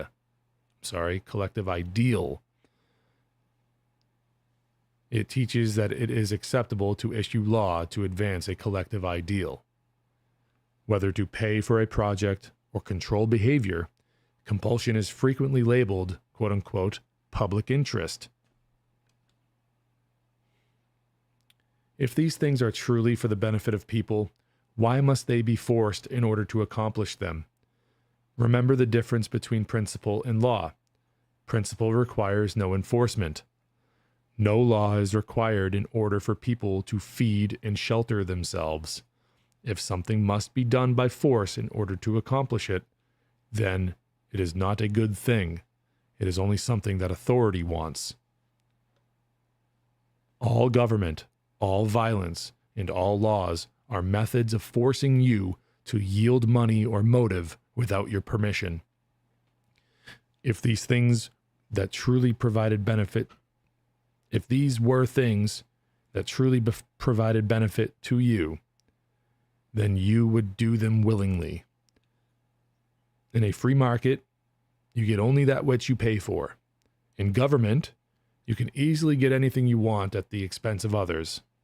Those who have the most to take are the easiest to rob.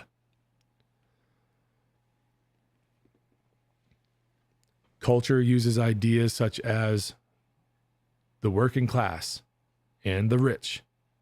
These ideas have no meaning, since all classes work, and even the poor of today are rich compared to the rest of history. These ideas are just tools of cultural manipulation. If culture can create social classes and convince you that they are at war, then it can hide its own tyranny. Culture creates collectivism with individual crushing labels such as we and our. People are taught that within a nation, they are, quote unquote, our children rather than the parents. Culture teaches that, quote unquote, we want laws and taxation, and that, quote unquote, we fight wars. The destruction of the individual in collectivism directly serves the purpose of evil. Collectivism teaches that good things can come from compulsion. It teaches that people can be forced to accomplish things, quote unquote, for their own good. It pirates the love people have for their neighbors and twists it into authority's demands. Slavery is the result. If an individual will not choose a thing, then it is not good for him or her. Force crushes the human spirit.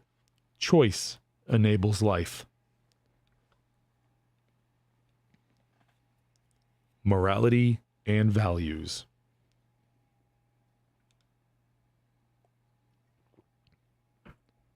Evil is not found in the stupidity of man. Evil is found in the slavery of man. Law impersonates morality. Culture teaches that the ultimate infallibility of law in order to compel obedience. Even when law is wrong, culture teaches that the moral thing to do is to obey.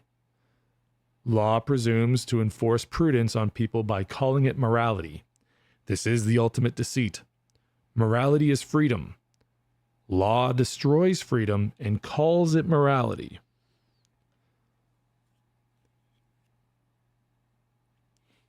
Freedom is the cure for imprudence. All the social ills that law presumes to correct exist because people are not free to learn and grow.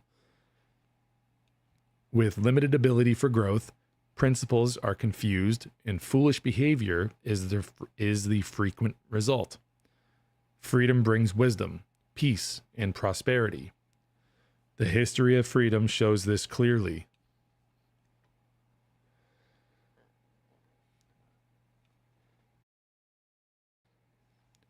Force and compulsion destroy the value of human beings and dissolve the will of their spirit.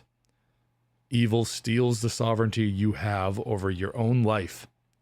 Nothing righteous can come from the destruction of freedom. Culture teaches that only, quote unquote, nuts and quote unquote crazies challenge authority. Law is the holiest and most sacred emblem of culture.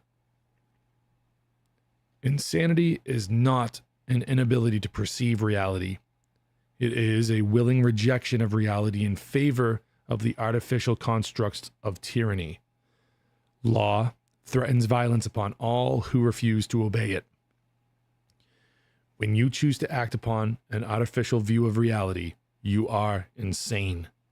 People obey law out of fear of death until they can be properly cultured to accept the rule of law without question. Cultural indoctrination is insanity. The definition of insanity is blind obedience. It is insane to believe that those in power over people rightfully belong there. It is insane to assume that they will always be there. It is insane to believe that law has the right to command the obedience of people. The culture of royalty, the culture of patriotism, and the culture of law are all insanity.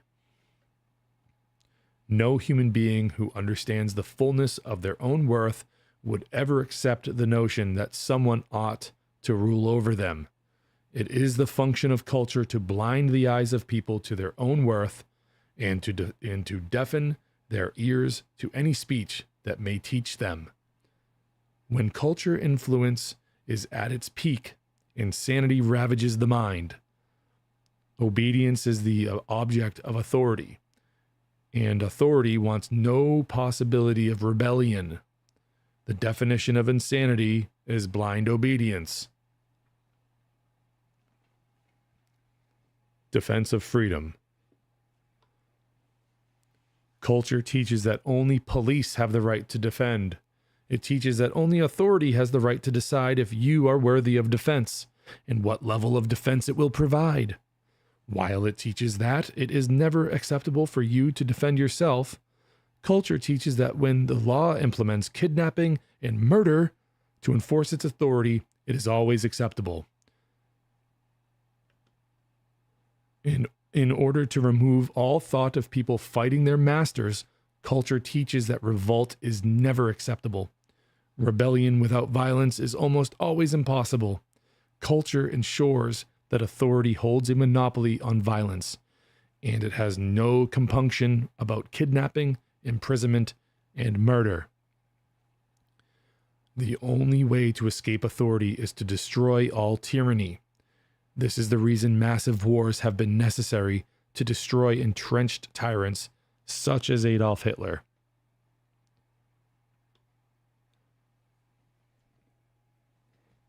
Culture controls speech to stop authority from being questioned. It creates ideas of propriety to hide its own tyranny. The only remaining element is to make sure that if someone does discover their own worth, that they cannot extricate authority from their lives. This is done by making the defense of freedom immoral. The price of freedom is blood. The reason for this is simple. Evil does not care if you live or die. It will kill you before it yields control over your life to you. Hundreds of millions have died in history's wars, proving this principle. Every instance of a thug maiming, raping, or killing an innocent person proves this principle. While the vast majority of people are not evil, there are powerful tyrants who will never yield. They are men and women who will scorch the earth in order to gain or maintain authority. The only way to end tyranny is to destroy every tyrant. The more that tyrants are allowed to work the devices of culture upon people, the harder tyranny is to extricate, and the more lives it will cost to do so. This is the reason that culture teaches that the only proper way for you to defend yourself against law is to obey the law. The teaching preserves tyranny.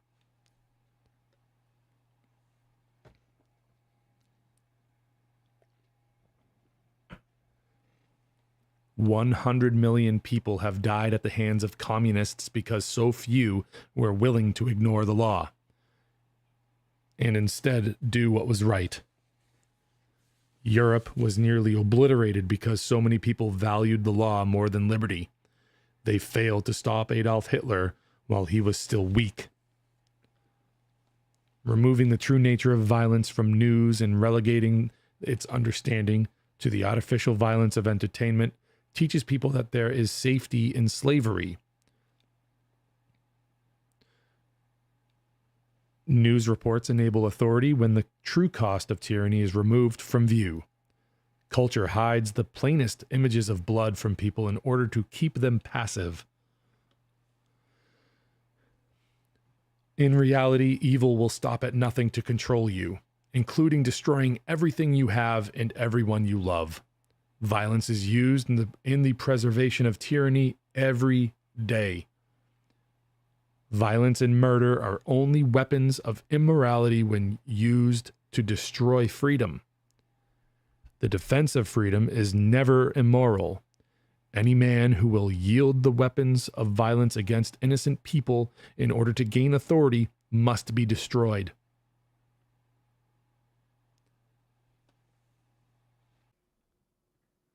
Chapter 5 is tactics. There is no such thing as anarchy. There is only tyranny. All cultures teach the nobility of authority. All pretend to defend the security of people against enemies who would do harm. The common thread amongst every authority in history is the universal enemy of anarchy. While cultures have addressed or have added racism, economy, terrorism, nationalism, and countless other enemies to the mix, anarchy exists as the enemy of every culture. There is no such thing as anarchy. You will not kill your neighbor in the absence of police. You are not evil. Those who wish this type of control and violence over others teach you that you are not worthy of ruling yourself. They teach that you lack intelligence, self-control, and value. They teach that only government can rule you.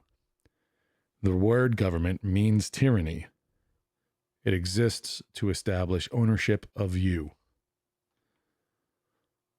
You need no governing.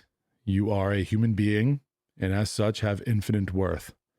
You and you alone rightfully control your actions, your speech, and your labor.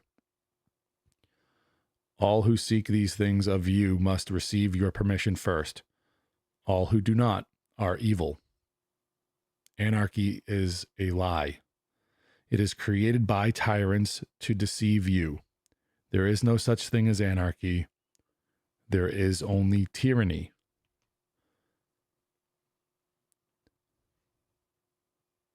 Royalty as a tactic. Remember, we're going through tactics here. Royalty. From the earliest days of man, there have been those who looked around them and saw others as tools to be used. Instead of building themselves up in wisdom and understanding where infinite prosperity is possible, they designed on the laziness of theft and control. In primitive form, these are men who would use superior physical strength and the threat of violence to cower people. The demands they made were simple: money. The stronger men could live off of the work of others. The success of such men is measured in modern culture's terms for them. Some are thugs and brutes, others barbarians and bandits. Because of their limited success and unending brutality, such evil rarely held people in bondage for long. Revolts and power struggles were common. It was extremely difficult for a person to maintain his grip of extortion over people. As history progressed, men of significantly more cunning devised the element of control necessary to stabilize power over people. This element is culture. Instead of extortion and brutality, they created the notions of rightful rule and royalty. Their objective was to preclude the people from revolt by teaching them that their authority was legitimate. This is the singular objective of all culture. For thousands of years, the culture of royalty enslaved all of humanity under the names of chiefs, king, and emperor. All titles of nobility were designed to reinforce the image of familial loyalty. People who are naturally respectful and deferent towards their families were taught that royalty was the greater family. The king was, in all cultures, viewed as something between a father and a god. This idolatry of the family is the cornerstone of royalty. People were taught that they obey nobility was to obey nobility was the greater form of respecting their father and mother. Culture's objective was to twist the understanding of people so that they believed that extortionists held a rightful place in their lives. The result was that people rarely fought back. Every aspect of the culture of royalty taught people to the concepts such as nobility, loyalty, duty, and honor. Each of these ideas are lies.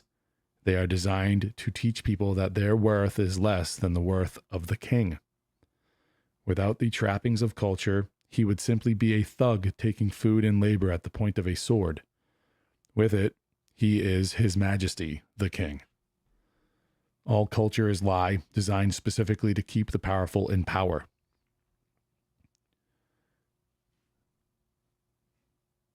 History of freedom. As the era of kings was closing, cultures began to disintegrate and freedom grew.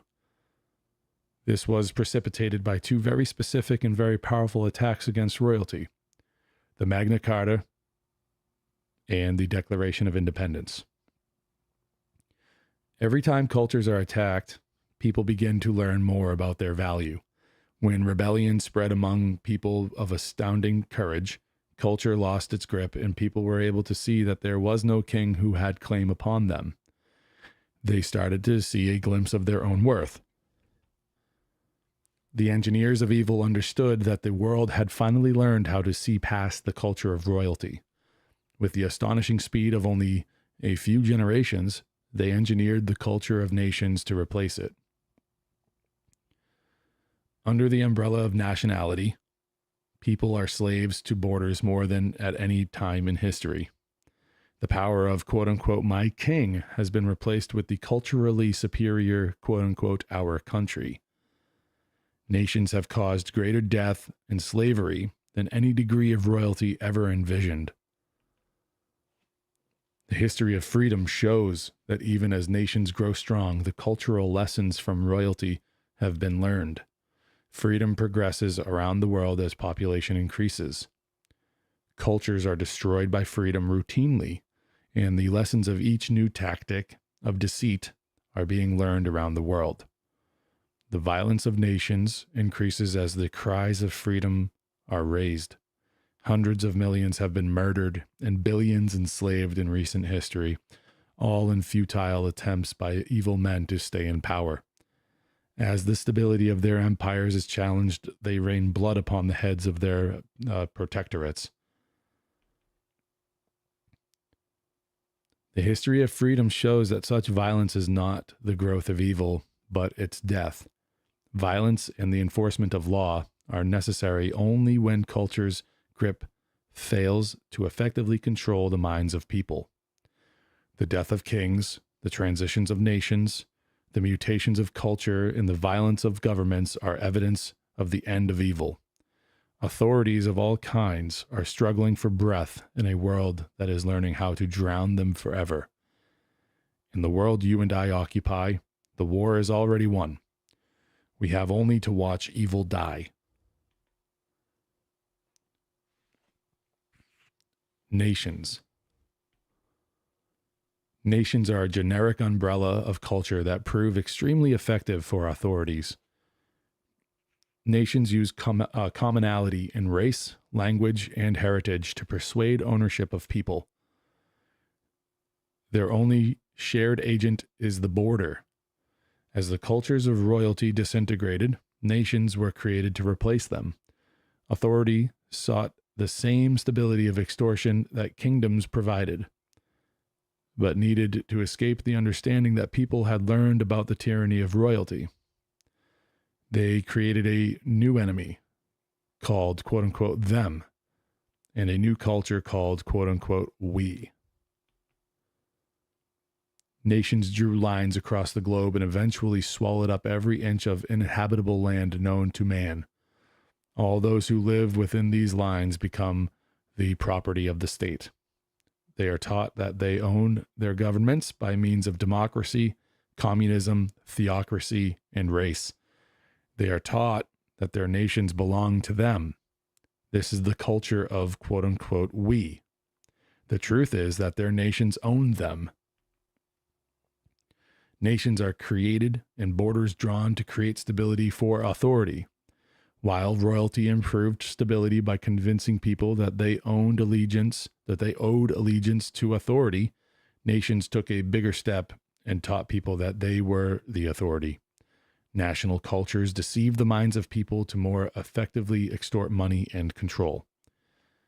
As soon as you lend credibility to a predatory institution, they will make prey of you. Disguised as sheep, they will have you believe that they are defending you from anarchy or any other kind of enemy they can devise. Their laws do not speak of these enemies.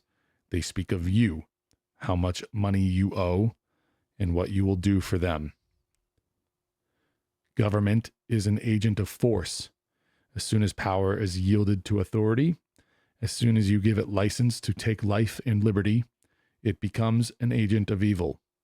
Evil men who seek authority over you will not fight government. All evil that wants is power over you. Evil naturally seeks its place in government. There have been many forms of nations created, all with varying degrees of effectiveness in their control. Without exception, the strongest governments are those whose culture most effectively convinces people that the people are the government. All others soon fail and fall.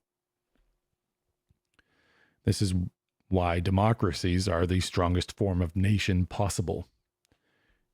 They are introduced last.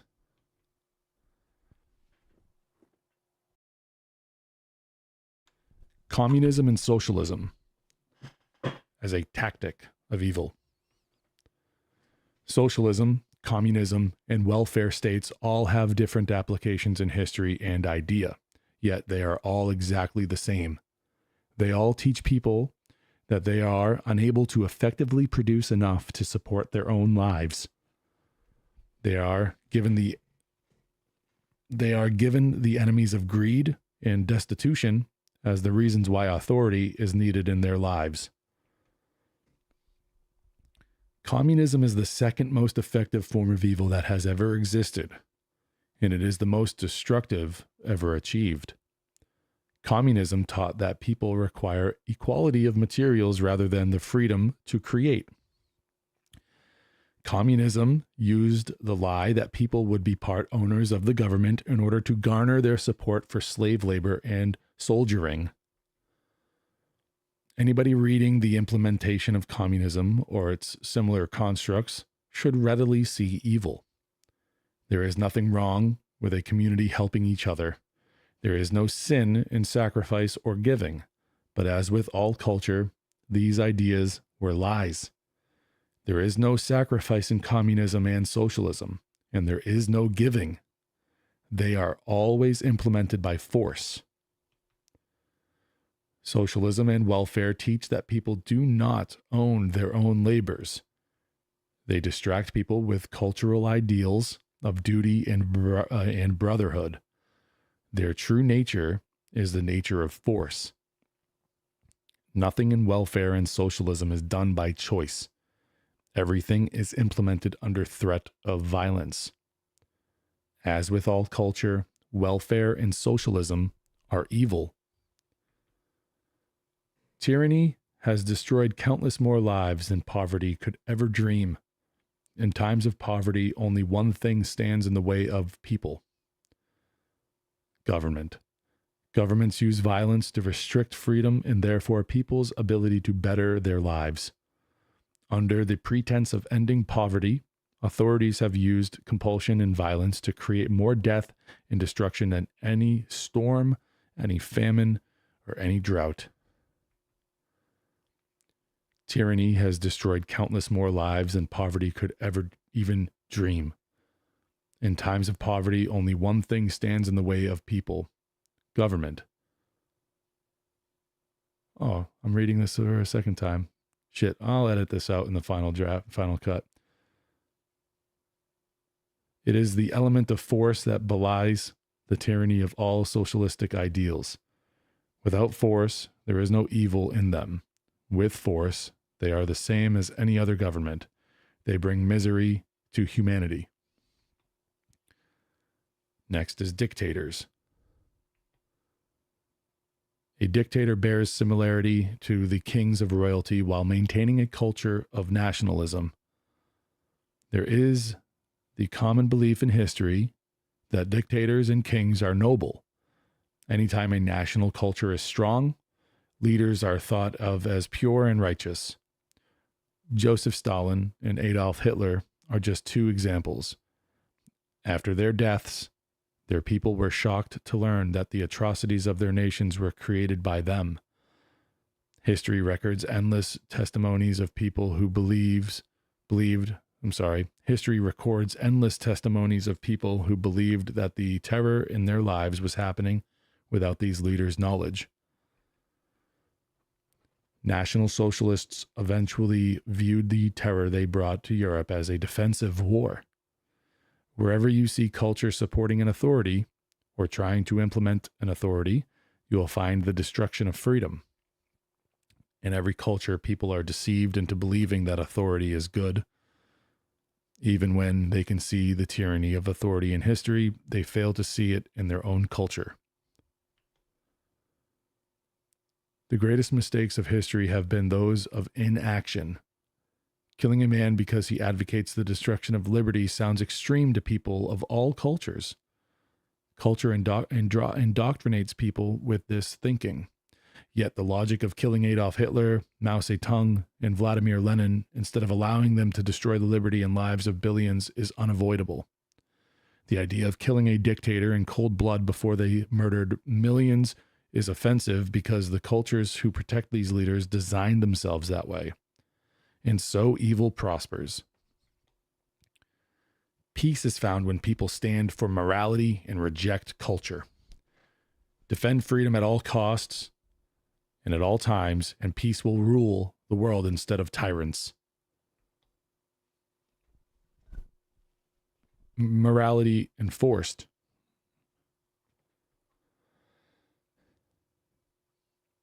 Cultures love teaching people that morality is properly enforced. It is the ultimate deceit, a powerful lie. Cultures teach that morality and prudence are one and the same. Culture can easily claim authority over people when they believe that doing something foolish is the same as doing something evil. Morality is freedom. Immorality is the destruction of freedom. Morality is good. Immorality is evil. Culture would have you believe that morality is a question of personal vice. It pretends that imprudence is the same thing as immorality. When people believe that enforcing prudence is the same as defending liberty, they can be used to support dramatic increases in the power of authority over people. The Inquisitions of medieval times used the ideas of enforcing morality to expand the powers of the Roman Church. They created law and enforcement to force church government into people's lives.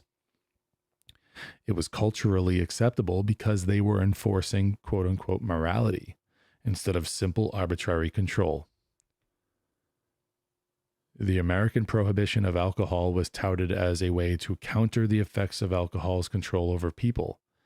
In order to fight that control, the U.S. government established a massive police force to control the lives of people. Those who would force prudence on people teach that people are not able to learn intelligent behaviors on their own. Culture teaches that people must not be free to make personal mistakes. It teaches that people are not worthy of ruling their own lives. Without freedom, prudence is meaningless.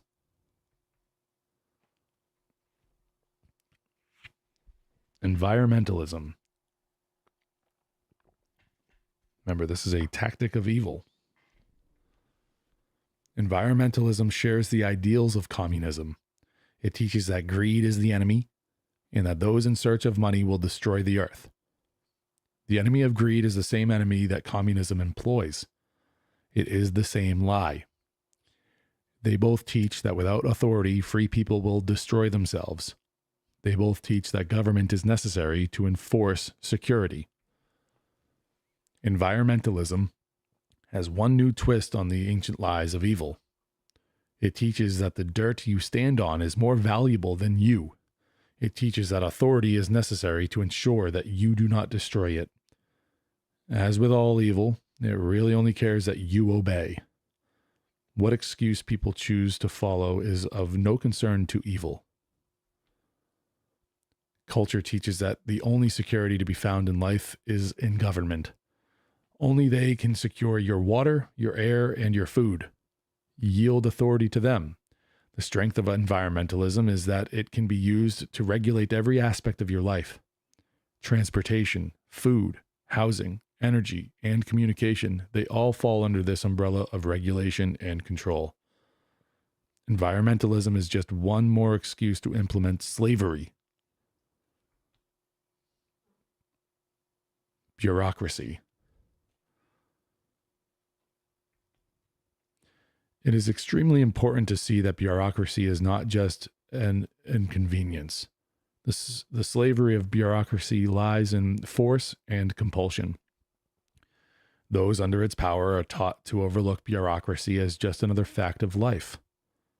The truth is that bureaucracy does not sustain or improve life. It drains it. The culture of bureaucracy is incredibly strong in many areas of the world.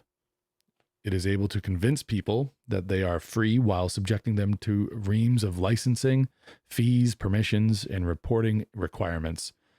Failure to obey results in fines, imprisonment, or death. This is their freedom. Bureaucracy benefits primarily those who make their money from it. These are government employees and controllers. One of their favored tactics in achieving new regulation is the stacking of laws. An example is safety requirements like helmet or seatbelt laws. Such things presume goodness, but evil does not care if you are safe. It only cares that you are forced. Bureaucrats make the case for new regulations by leveraging previous regulation. They may extort money for the purpose of paying medical costs for trauma victims. They can then claim the need for helmet and seatbelt laws because they are obligated to pay medical costs. A bureaucrat's solution to problems created by law is more law. Their obvious objective is law itself. Terrorism. Terrorism has nothing to do with America and nothing to do with religion. Terrorism follows the pattern of tyranny precisely. Many areas of the world are dramatically affected by increasing technology. As messages and images of freedom reach new corners of the world, people begin to see the tyranny of their own cultures. As culture loses its grip on people, authority increases its violence. Terrorism is authority attempting to teach people that freedom is depravity and corruption. Terrorism is authority attempting to teach people that freedom is anarchy, that freedom is to be feared. Terrorism has been used throughout history to coerce populations to yield their authority and governance to those hungry for power and lacking of conscience. Terrorism is rarely used against those over whom power is sought. Hitler's terrorism against the Jews is a formidable example of the use of terror to gain power over the German people. Al-Qaeda exemplifies the use of terrorism against American peoples in order to maintain power and influence over Islamic peoples. Terrorism is proof of the pattern of liberty. It is precisely because tyrannical states are afraid of losing the grip that they have had over their peoples for so long, that terrorism is a rising factor in the world. Evil is afraid. Rights. There is no such thing as a right. All people are inherently free. The idea of right was created by men who sought to free people from some of the burdens of government, but who still believed that governments were supreme over men. The problem with rights is that they offer certain delineated permissions granted to men by government. After these, government can still dispose of you as it pleases.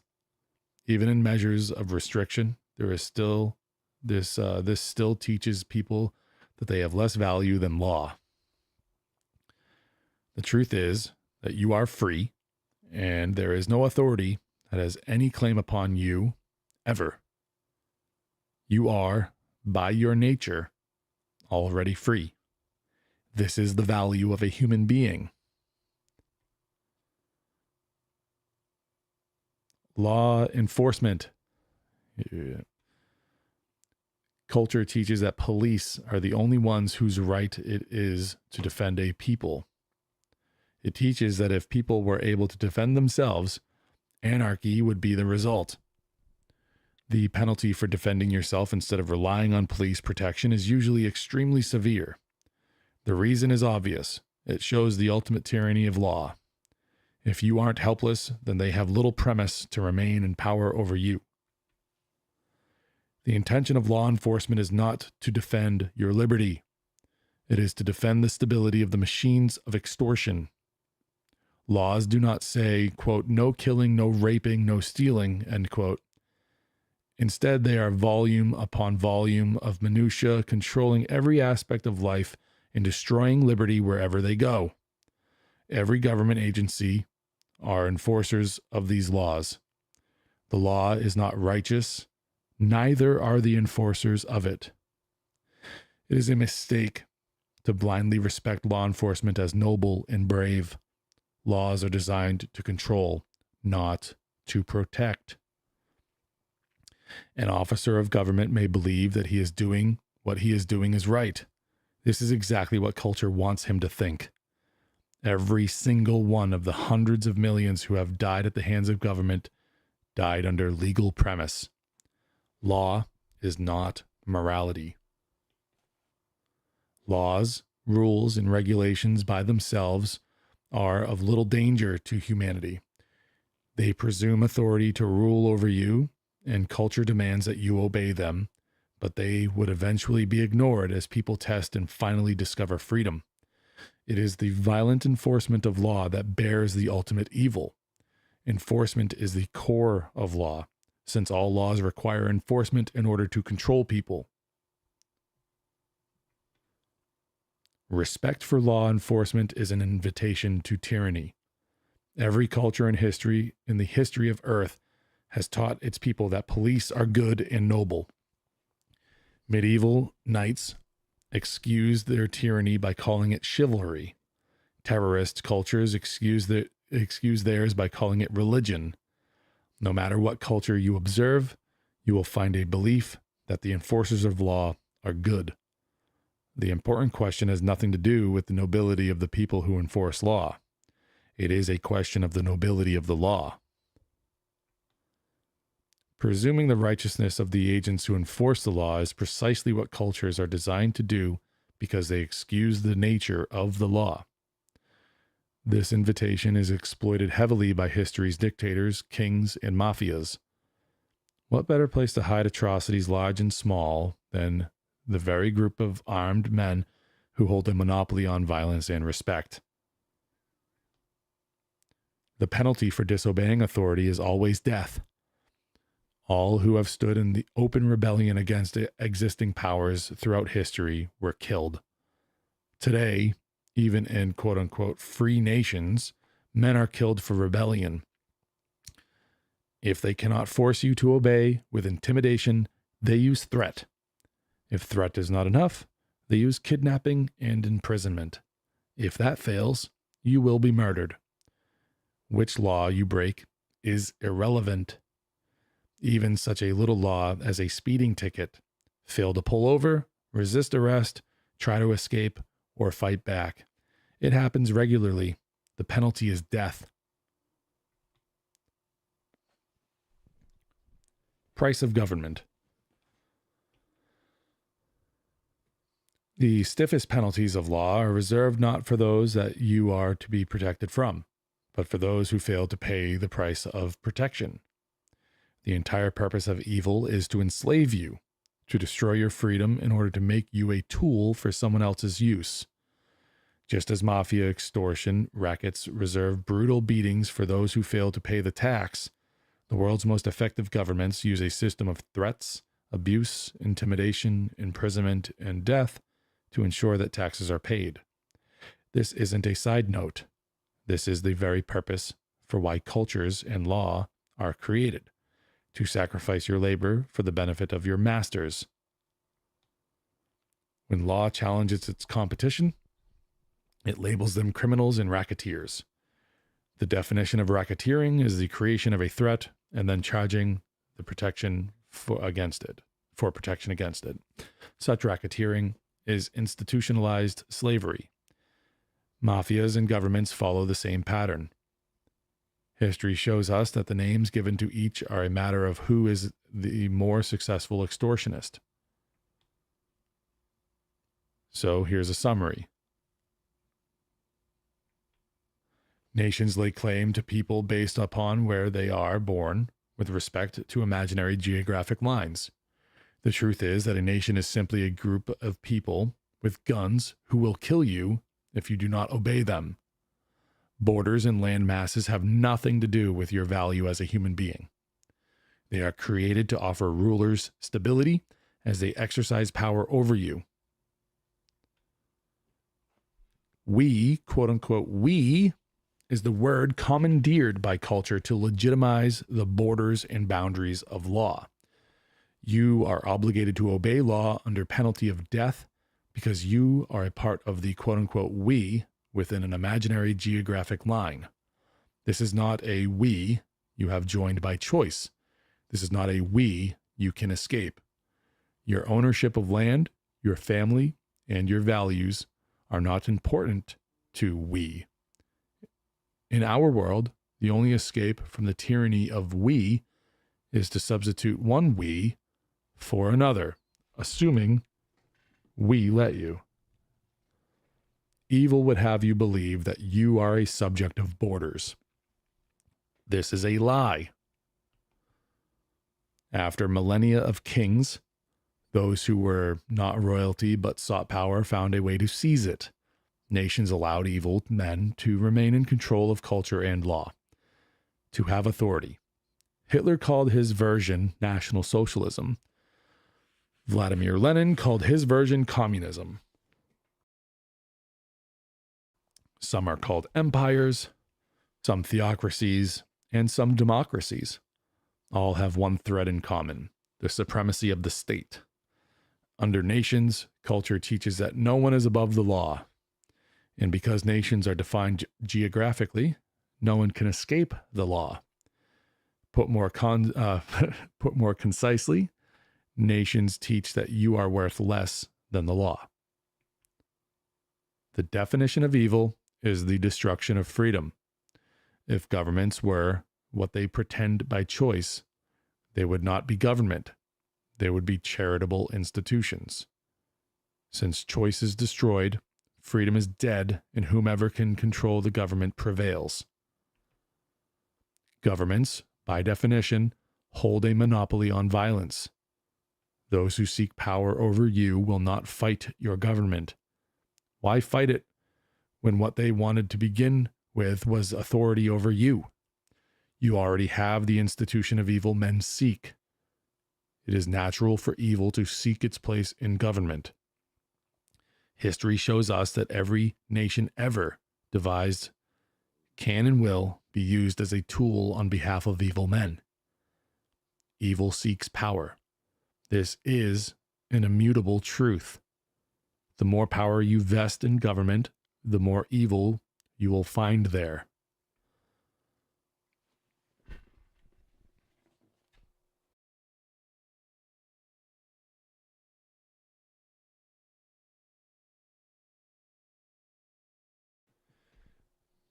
Get ready. Chapter 6, Democracy. Slavery impersonates liberty. The absolute pinnacle of cultural success is to convince people that they are free in their slavery. Democracy is an invented theory, not a moral truth. It is a construct of evil. It was created to impersonate freedom while still maintaining the grip of law over people. As in every instance in history, the pattern of tyranny repeats itself by reinventing lies to hide the same slavery. Democracy is about making slaves and masters of slaves. The teachings of the world's great democracies are those of liberty and a voice for every person. They teach us that democracies are the greatest possible form of government. The reason they give is that democracy offers a voice for the common man. Unlike kings, dictators, and communists, democracy allows most people to have say in the affairs of their neighbors. The evil of democracy knows no freedom.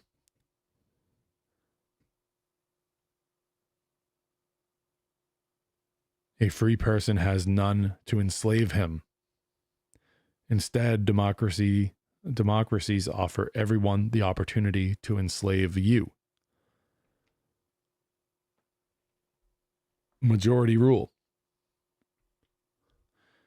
Democratic culture teaches the rule of law. It teaches that law created by majority rule is morality. Any law, any demand, any punishment is moral when implemented by the majority. Perversions of democracy, such as democratic republics and supermajorities, are no different. Any law able to be passed by representative, majority, supermajority, or any other group becomes morality. Or does it? If you can convince 50% of a people to enslave themselves or their neighbors, is it moral? If you can convince 66%, 75%, 99%, or everyone, is it morality? The affliction of law is a game to evil. Evil seeks control over people in order to destroy their worth. It does not care who enslaves whom or why. There is no morality in law. Democratic teaching says that as soon as the legal voting bloc approves a law, it is right and proper to inflict it upon a people. Why should the destruction of your freedom be acceptable just because someone else says so? Does evil become righteous when more people desire it? Would evil be righteous if all people desired it? Tyranny by one king is the same as tyranny by 100 million kings. It is the nature of compulsion in law that is evil. How the law is achieved is meaningless.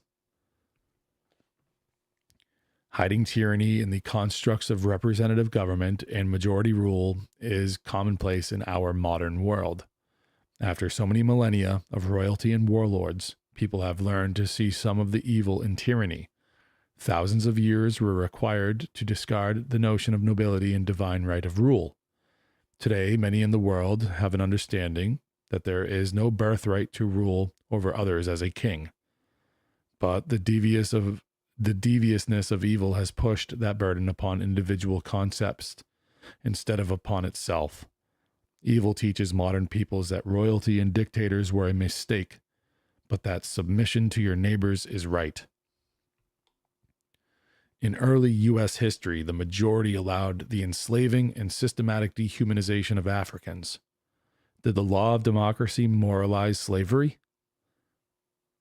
Theories such as majority rule are inherently evil. Evil would have you believe that evil is good and that freedom is anarchy. From the position of a free individual, it is horrendous to watch members of a democracy not only swallow the quote-unquote rule of law as inflicted in all manner and form upon their lives, but also to witness the self-same victims inflict differing versions of morality upon their neighbors.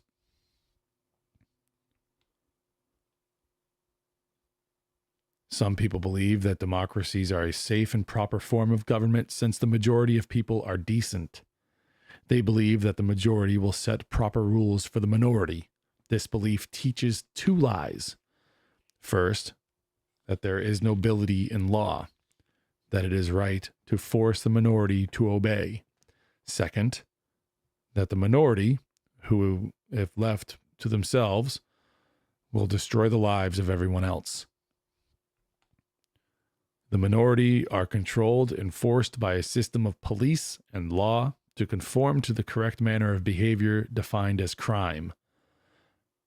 None of this has anything to do with defending the liberty of the majority. It is about controlling the minority. It is about conditioning the majority. It is about conditioning the majority to the taste of evil.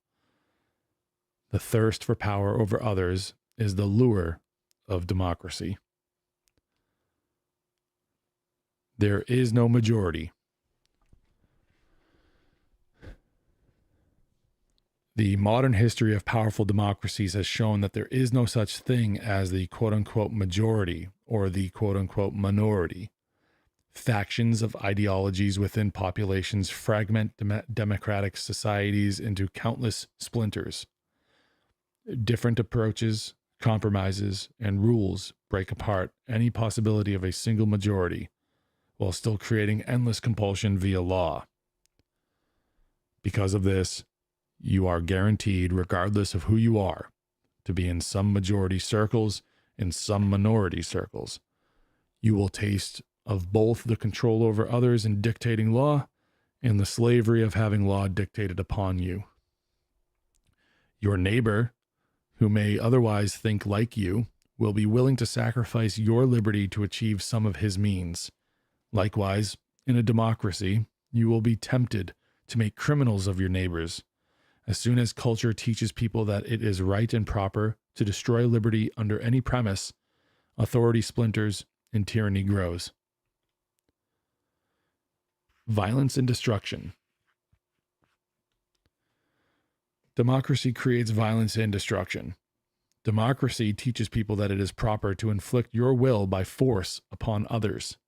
Indeed, it teaches people that they are entitled to make anything from their neighbors by force, to take anything from their neighbors by force. Democracies are always welfare states because everyone is able to create laws legitimizing theft. The strongest democracies have the highest taxation and the most regulation. Government employees are able to influence laws to benefit their own positions and salaries. The more regulation created, the more opportunities for pirating in the name of propriety. Many wish to control behavior in the name of religion, environment, economics, decency, and safety. Democracy teaches that these things have more value than human beings. Evil always teaches that achieving specific behaviors from people is more important than the people themselves. Evil would have you believe that righteousness is found in propriety instead of you. When democratic cultures strengthen, it is obvious to everyone that the legitimacy of law is a farce. Any law is noble as soon as it becomes law. What would be considered the crimes of kidnapping, mugging, and murder are now committed for you in proxy by police. Mature democracies will find certain people who begin dispensing with the excuse of law and simply take what they want when they want it. This is no more evil than law. It's just more efficient. The height of democracy is the chaos of men stealing from men, destroying each other's liberty at will, and crushing the human spirit simply because they can. The height of democracy is an inability to think, to speak, or to act for fear of law. This is not anarchy. This is tyranny. Tyranny is always disguised as culture and law. Perfect evil. To understand the nature of democracy, it is essential to understand that evil is the destruction of freedom. The stability of control is the engineering design of culture. The more stability that authority can exert with, the better. The stability in history is non-existent. Wars have been fought continually. Empires have been born and destroyed throughout the millennia. Nearly every excuse for tyranny has been tried and eventually overcome. human beings seek liberty in their lives because liberty is the nature of humanity. Liberty is life. Our continual struggle against evil has been recorded by history. Evil has eventually lost every war it started. This is a testament to the strength of goodness of humanity. It is also a testament of the adaptability, and evolution of evil. Every form of tyranny has failed because people eventually recognized it and retrieved their own liberty. Evil has found a solution to its losses in making partners of its slaves. Democracy is the greatest evil that can possibly exist. It is a greater evil than communism and a greater evil than royalty. All other forms of tyranny are obviously evil because they allowed a few to control the lives of all. Freedom was destroyed for nearly everyone. Democracy, however, teaches that you are free enough to vote, a seemingly better system. Unfortunately, it legitimizes other people's voting away your freedoms. This makes it evil. What makes it pure evil, and the greatest form of evil that can possibly exist, is that you also vote to take away freedoms. Democracy is pure evil. Everyone becomes a slave, and everyone becomes a master of slaves. Perfect evil.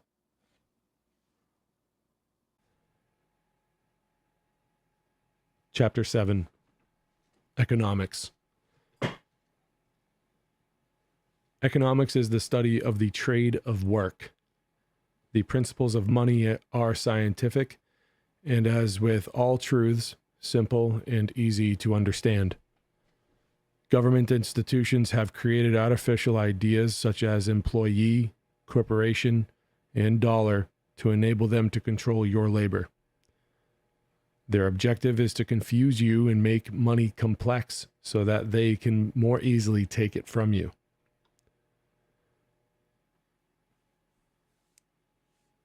Work. Everything you do to better your life requires work. It may be as simple as planting a seed and tending the soil so that it will grow to be your food.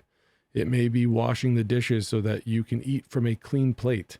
It may be climbing a hill so that you can slide down.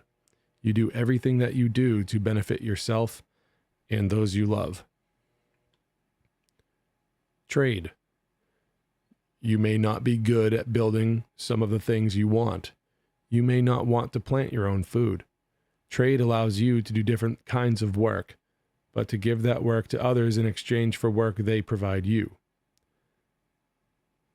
If you cannot build an integrated circuit, but can operate on a tumor, then a trade can help two people, a doctor and an engineer. Trades can be between 2, 3, or hundreds of people, but at the end of the day, it is as simple as trading your work for someone else's work. You get to do what you are best at, but get to receive what others are best at. Savings and debt. Savings and debt allow people to perform trades without the restriction of time. When you work today and redeem the traded work later, it is called savings. When you redeem today and perform the traded work later, it is called debt. Both principles enable you to control your labor without being subject to time. Money. Money is the record of all savings and debt transactions. All it does is record what you owe or what is owed to you. It can be carried symbolically as paper or coin, or as a line item on accounting books. After you have performed some of your work in trade, you receive money to record the value of that work. Your trade of work can be between any number of people and all redeemed at different times. The principle of money greatly enables people and frees them to work and receive the benefits on their own schedules. Economic control. There are people who wish to use your work for their own purposes without providing anything in return. The objective of economic control is to control as much of your labor as possible. Tax. There is an extra party to most economic trades that take place on Earth. They offer no benefit to either party, and they do not allow you to choose whether or not to include them in the trade. A tax is when someone takes money that does not belong to them. Taxes are law and not principle, because they destroy freedom and must be enforced. Some of the people who tax are common thieves, while others are powerful governments. All right, extortion. The corruption of economics is called extortion. When you labor, but someone else redeems your work without your permission, it is tax. To tax someone is to steal from them a portion of their work, or all of it.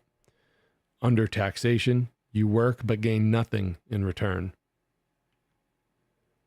Even when the claim is made that the money will be spent for your benefit, you cannot choose what your work will buy. Under taxation, the extortionist is the master and you are the slave. What amount of time they steal from you is irrelevant. A slave for an hour or a slave for a lifetime is still a slave. Failure to pay is penalized by imprisonment or death. Taxation comes in many forms. The simplest is to steal your money without you ever realizing it. We call this theft, and it is practiced by common criminals. The more popular and vastly more profitable form of taxation is to take a portion of your work when you produce it, when you trade it, and when you save it. This is the form which is practiced by governments and mafias. There is another form that is incredibly devious and difficult for people to see. The restriction of behaviors to compel you to do something that authority wants is taxation. Using this method, they never have to bother with money. They simply compel you to do their bidding directly. This form of taxation is called by many, many names. Some of them are price controls, regulation, bureaucracy, red tape, paperwork, formalities, oversight, Social Security, public works, and the public good. Effective taxation is a function of time. A common thief will steal as much money from you today as possible. Tomorrow you will be destitute and have nothing left for him to take. Furthermore, you will run far away or find a method of protecting yourself in the future. Governments are far more advanced. They allow you to keep a portion of your work for yourself, enough so that you will not run away or revolt, but instead continue working where they can take from you again tomorrow. Taxation constantly fluctuates as governments test whether or not they can get more from their subjects. If people slow down or quit working, then taxes are too high. Culture is manipulated to keep up with increasing taxes to teach people the nobility of government and slavery. Because taxation is a function of time, they can pirate from you not just huge percentages of your money today, and not just for the rest of your life, but all possibility of interest on your labors. Government taxation is the single most effective extortion racket that has ever existed. The evil genius comes with the culture. Most citizens consider it honorable to pay their masters. Earn, trade, save. Taxation is obfuscated in every area of your life. The easiest to see is when they take your money as you earn it. Income tax, regulations, and governmental restrictions allow the extortionist to pirate labor before you ever get to put it to your use. You serve them. They leave you the scraps, whatever the percentage of your liberty or labors they allow. Extortionists take a further percentage every time you trade your labor, called sales tax, use tax, gas tax, or any such sundry names. You have less than you produced because they already took huge percentages from you. And now, as you go to redeem your labor for food, shelter, better health, or comforts, they take even more. This is not all, because they also restrict your choices in redemption. They tell you what is legal to buy, how much, and sometimes at what price. Once earned and spent or saved, your money and property are still not safe. Property taxes and annual licensing fees confiscate a further percentage of your work as a privilege for ownership of your own money. You bought a house and you bought a car, but in reality, you are just renting them from the government. Try not paying the taxes and fees if you don't believe that. You will shortly be evicted. All of this is designed to keep you working tomorrow on the upkeep of your masters, lest you retire too early. Your money is not safe in savings either. All governments control their forms of money, such as the US dollar, and it is illegal to trade using any other currency. Inflation is engineered by governments to erode your savings over time as they spend your money through government deficits. Inflation also ensures that as your savings are eaten away, you will be forced to keep working, wherein they can repeat the cycle of taxation. Remember that the reason you work is to benefit yourself and those you love. Yet because they are more powerful than you, many people have managed to force you to work for their benefit.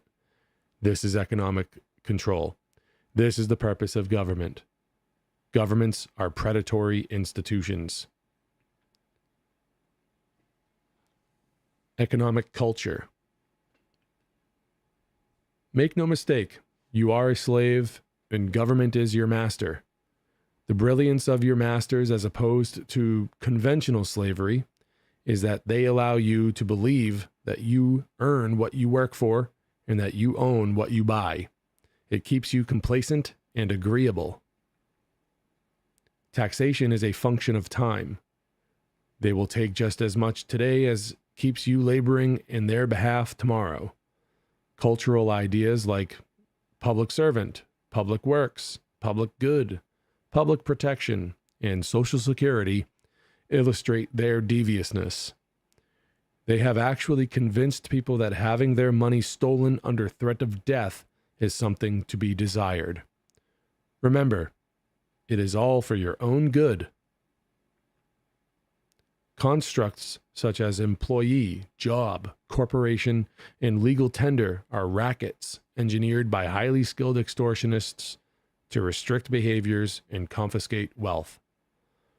An employee is a person who performs work and trade for money. This is no different from a contractor, a non-employee, or a garage sale. You perform work in exchange for someone else's work.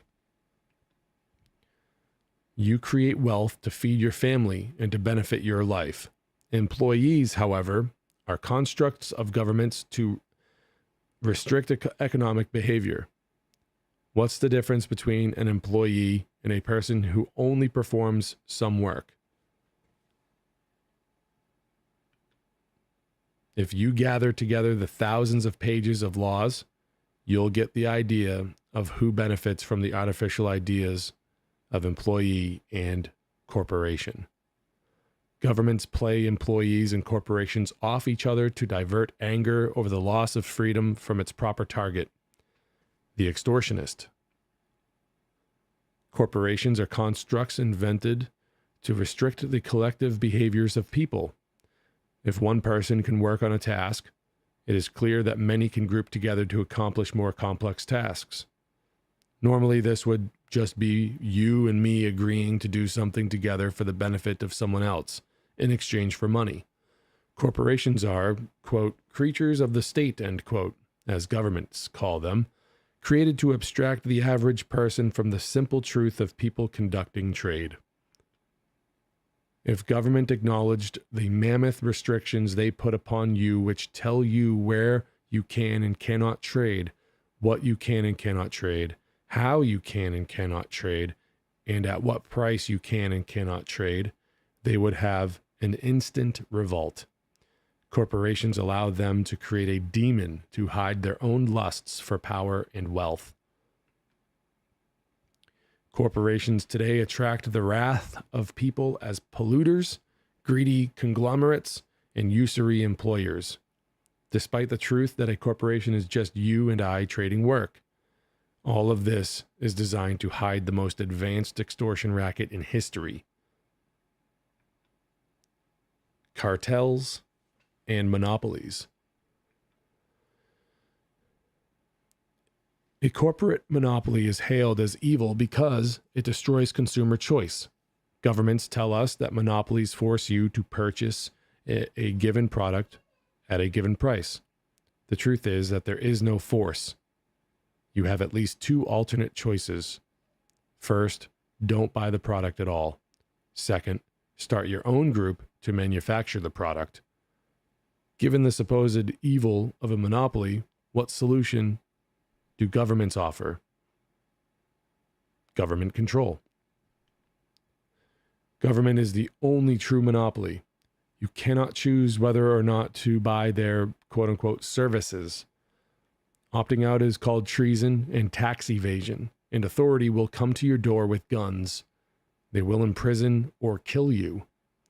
Government is the only true monopoly, and their monopoly is a monopoly of violence. These are the people that we are taught to trust with authority over our goods and services. Demonizing corporations as monopolistic follows the pattern of tyranny precisely. Fabricate an enemy and seize control. A cartel is when the forces in an economy band together to preclude anyone else from entering a market. As with a monopoly, this is only possible with government. Only government has the weapons and police to stop you from selling a product or offering a service. There are cartels large and small all around the world. They normally focus on an industry within a country. For example, a government agency that controls the sale of drugs and healthcare operates a cartel. When licensing, government applications and fees become the barrier to entry in a market. Government effectively keeps the existing market in place and keeps you out. If you try to operate in freedom outside the law, you will be jailed or killed. Many big businesses love cartels because government becomes their partner in keeping competition away. The laws and regulations that people are taught to agree to do not hurt big business. Big business are the only ones who can afford the cost of regulation. Some people think that they are sticking it to the big business when they enact tough laws, but they are actually pawns of culture, and they themselves are the ones who are hurt. Regulation keeps big business big and bankrupts everyone else. This is the nature of a government cartel. There are no other cartels. Choice. Taxation is championed by culture as the means of building societal needs, but social needs can never be met by force.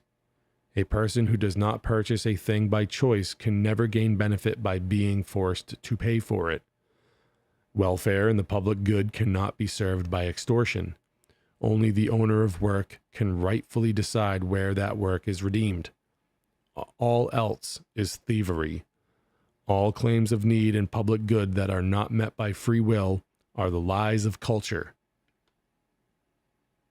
An important principle to understand is that evil wants power over you. Money is only a representation of work, and as long as evil people can compel you to work on their behalf, they don't need to possess money to control you. This principle is exercised in welfare and socialist states. Money confiscation by politicians is largely not spent directly on themselves. However, they still enjoy the taste of power over you by taking and spending that which they did not earn. It is not money that is evil, but slavery. Frequently, governments will strengthen their culture grip over people by spending extorted money in targeted ways.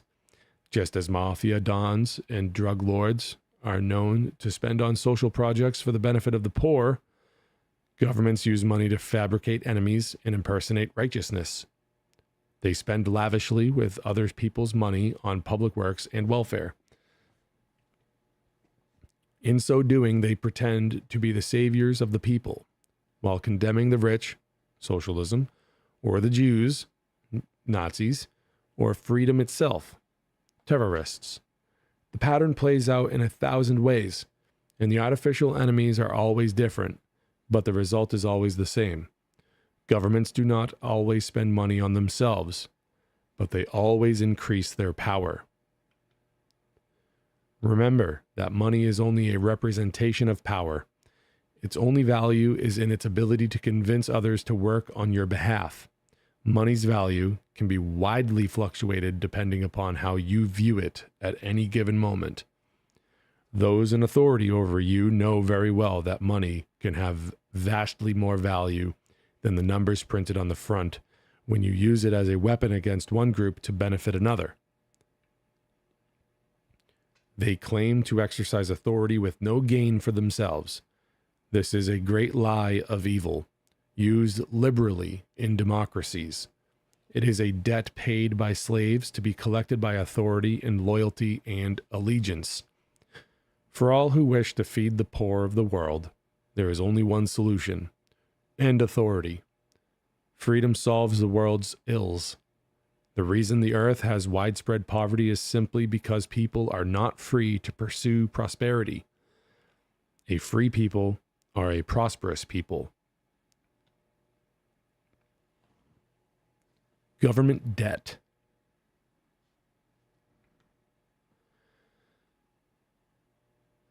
Government debt is money spent by governments before they confiscate it. Such debt has little meaning, since the evil is found in the confiscation and not the timing. However, given the culture of democracies, people are taught the nobility of nations and the loyalty of being a taxpayer. Governments know that they can spend whatever they want today and obligate you to pay for it tomorrow.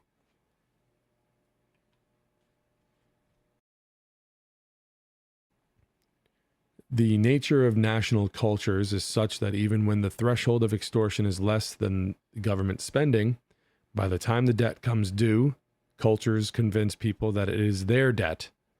In this fashion, they raise the threshold of extortion. People are less likely to revolt or quit working when they are taught that it is their nation, their debt, and their moral obligation to pay. Bureaucracy. Bureaucracy is a word used to describe the requirements of complying with government regulations. In order to make sure that you are obeying the countless laws governments subject you to, you must also subject yourself to the enforcement of those laws.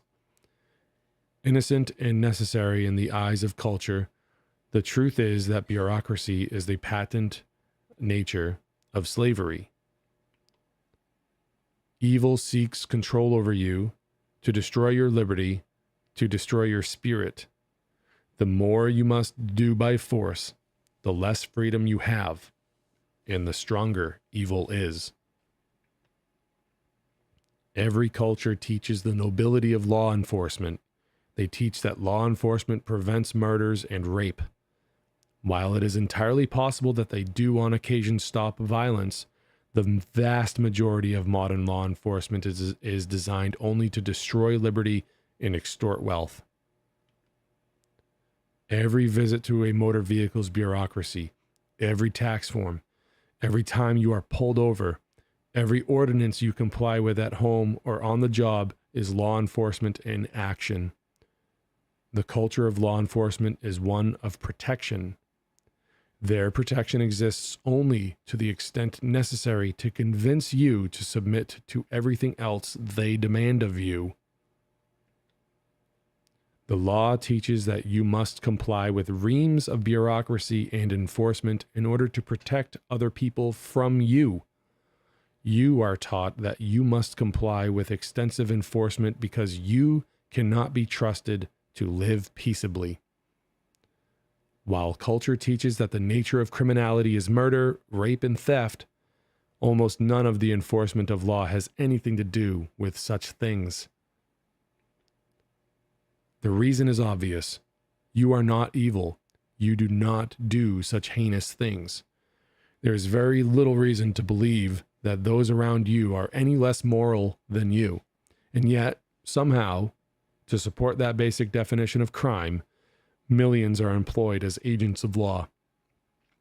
They spend all their time making sure you comply with the facets and iotas of every regulation they can devise. The amount of extortion necessary to support vast bureaucracies is almost unfathomable. The amount of life culled from supposedly free peoples in obeying law is shocking.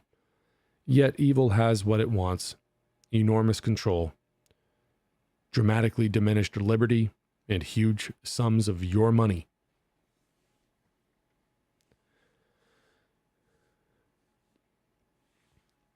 Building codes, environmental regulations, local planning, and on, each one justifiable in modern culture. Each one has armies to support them, each one with just one thing in common: their enforcement by law destroys freedom. If any of these goals were noble in their own right, they would not need force to accomplish them. Their true result is to raise costs through increased property tax, impact fees, licensing fees, business fees, employment taxes, on, etc., etc. Even government programs designed to cultivate seemingly noble goals, such as ownership societies, are inherently evil. They are designed to stabilize populations. What that means is that they get more people to commit to a location and a cost on long-term financing so that it is harder to escape taxation. If governments actually wanted families to own their own homes, they would simply stop charging them rent every year. Price controls. Price controls. Governments sometimes implement price controls. They dictate under force of law what price you must sell your work at. They dictate under threat of imprisonment or death how much you will produce your labor for. In government-regulated cartels like healthcare, governments pretend to reduce costs either directly through price mandate or indirectly by buying services on behalf of citizens. Using either method, they insert the tentacles of their control under the guise of protecting the poor from greedy corporations and capitalists. By forcing people to work at artificial wages, they destroy the competition of a free market. When freedom is destroyed, only the powerful can survive. Cartels are thusly forged with governments.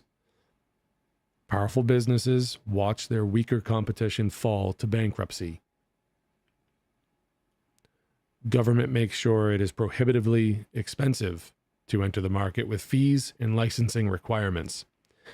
Businesses then can enjoy government-mandated prices with no competition. Governments can enjoy control of prices and therefore guaranteed taxes. The intent of price controls are not to keep prices down, but to keep them up.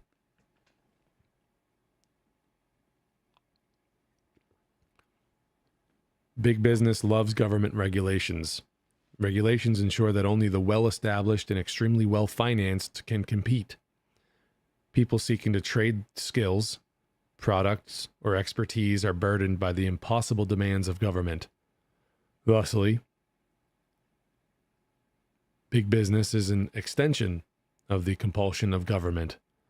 Anti-business regulations that people are taught to support are actually good for big business.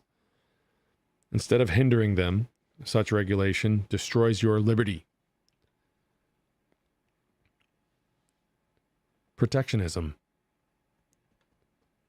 Protectionism teaches that those within one nation or border should exclude others from trade under force of law.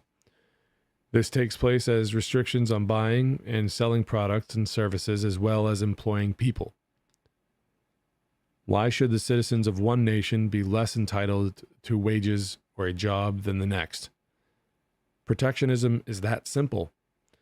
Are those outside your border inferior humans being they should be, I got to repeat that one. Are those outside your border inferior human beings that they should be kept from working by force? What morality exists in the teaching that one group of people is more valuable than another because of where they were born or where they live? Freedom is about the value of people. The disparity between personal profits of people in different lands is large. In one area, a family may make hundreds of times less than those in another area.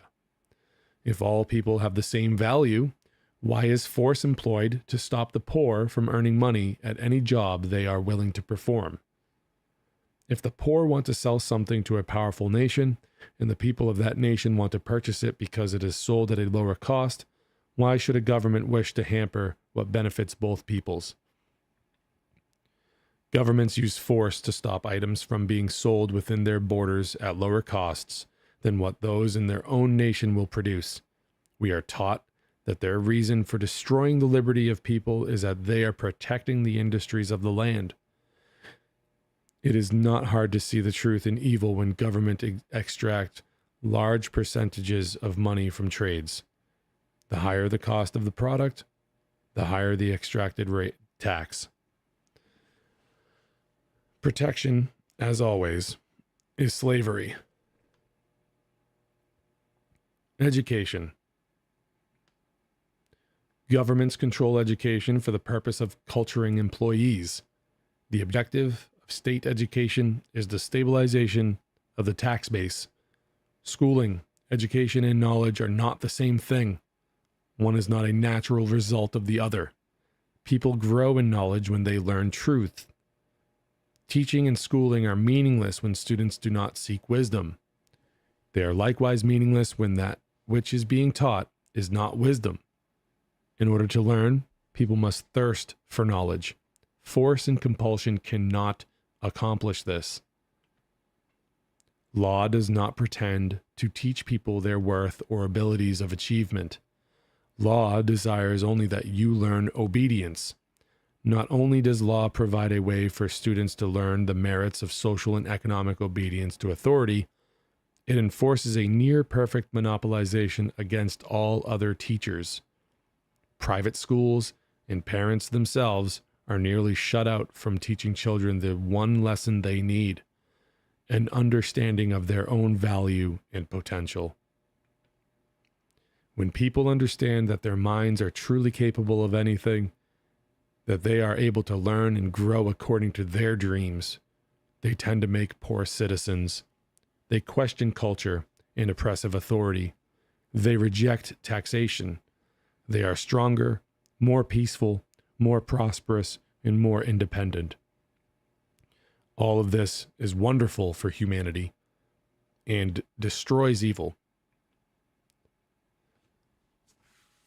And this is the last section for this chapter. Revealing truth. To see the truth is an idea. To see the truth in an idea, it is a good idea to flip it upside down. Socialism teaches that people deserve to receive the benefits of working without actually working. Flipped upside down, socialism teaches that those who work must work, not only for themselves, but for everyone else as well. As with all authority, there is no choice, no opting out. Socialism reveals forced labor. Price controls teach that people deserve to receive products and services at a proper price. Flipped upside down, price controls teach that you must work to create products at the price government says you must work for. Price controls reveal forced labor. Welfare teaches that people deserve to receive the basic necessities of life without needing to work for them. Flipped upside down, welfare teaches that those unwilling to labor for their own benefit can extract it from you. Welfare reveals forced labor. Bureaucracy teaches that people should be able to expect others to behave according to strict rules to benefit everyone. Flipped upside down, bureaucracy teaches that to keep bureaucratic employees in the money, Everyone must jump through hoops and pay fees and fines. Bureaucracy reveals forced labor. Taxation teaches that people deserve to receive roads, protection, schools, and all other manner of services, even if they cannot afford them. Flipped upside down, taxation teaches that people have the right to force their neighbors to pay for services without the hassle of asking for permission. Taxation reveals forced labor. All economic control is slavery.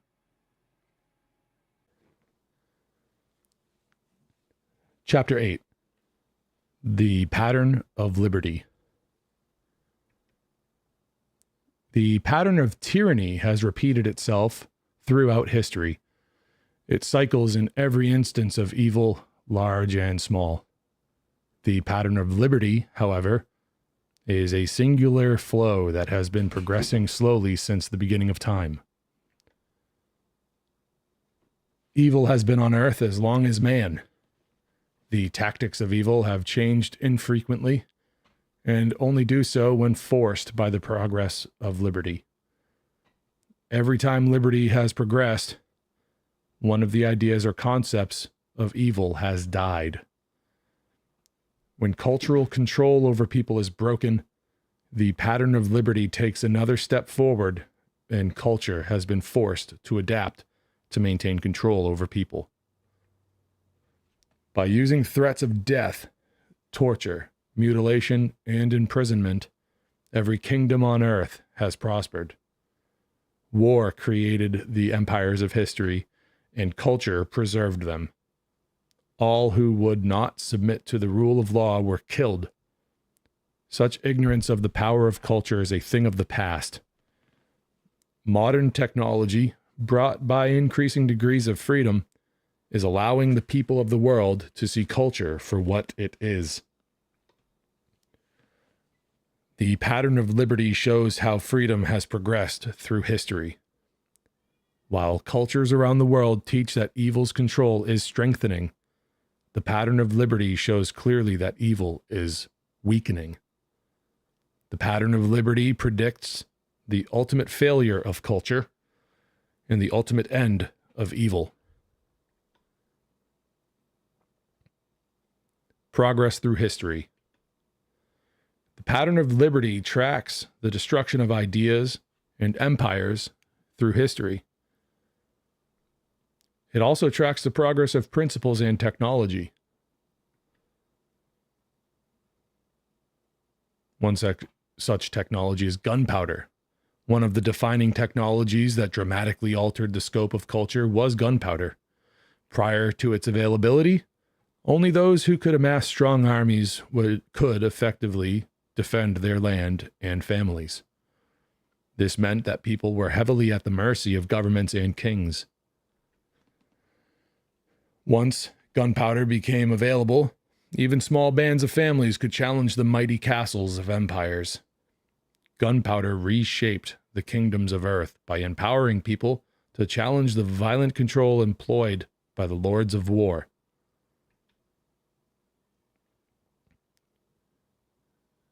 The printing press reshaped the nature of culture like nothing the world had ever seen. Before its invention, almost nobody knew how to read. It was simply too expensive to own a book. Once the cost of printing dropped, literacy skyrocketed. Information was standardized on a scale unknown in all of history. It became much more difficult for cultures to center their power on the ignorance of people. Religion was dominated by those who could control the scriptures. With this power, they were able to influence the political freedoms and even the very lifestyles of people. The Bible was the first book printed and soon spread far and wide. Though the Roman Church had men killed for translating the Bible into native languages, such as English, it eventually became available in every language on earth. Theocratic power in the Christian world fragmented, and people chose to pursue divergent ideas. The printing press was the foundation of all technology. Whereas mathematics and engineering have existed in strength in different areas in history, they never survived. War destroyed the information learned. After the printing press, so many copies of books could be maintained that human knowledge persisted in writing and spread as fast as the thirst for it demanded.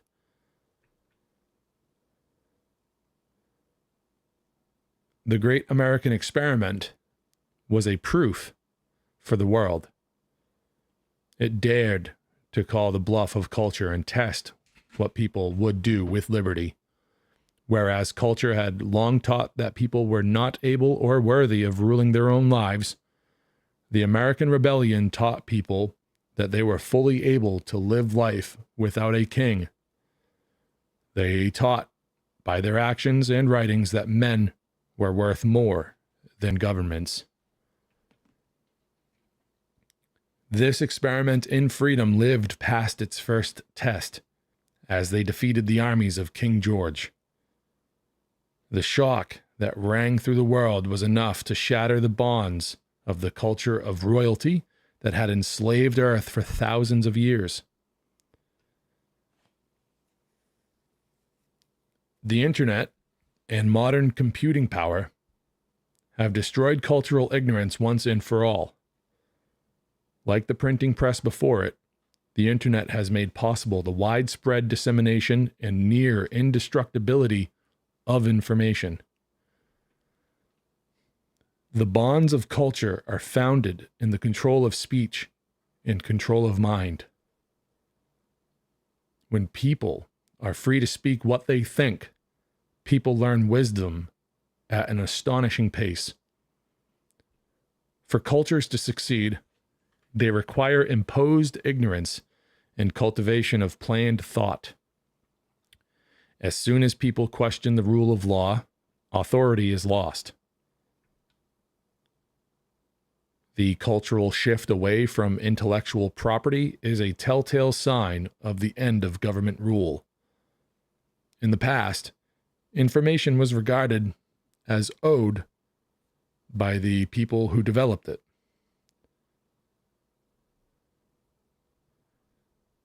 This meant that anyone who attempted to use that information could be punished by the violence of law.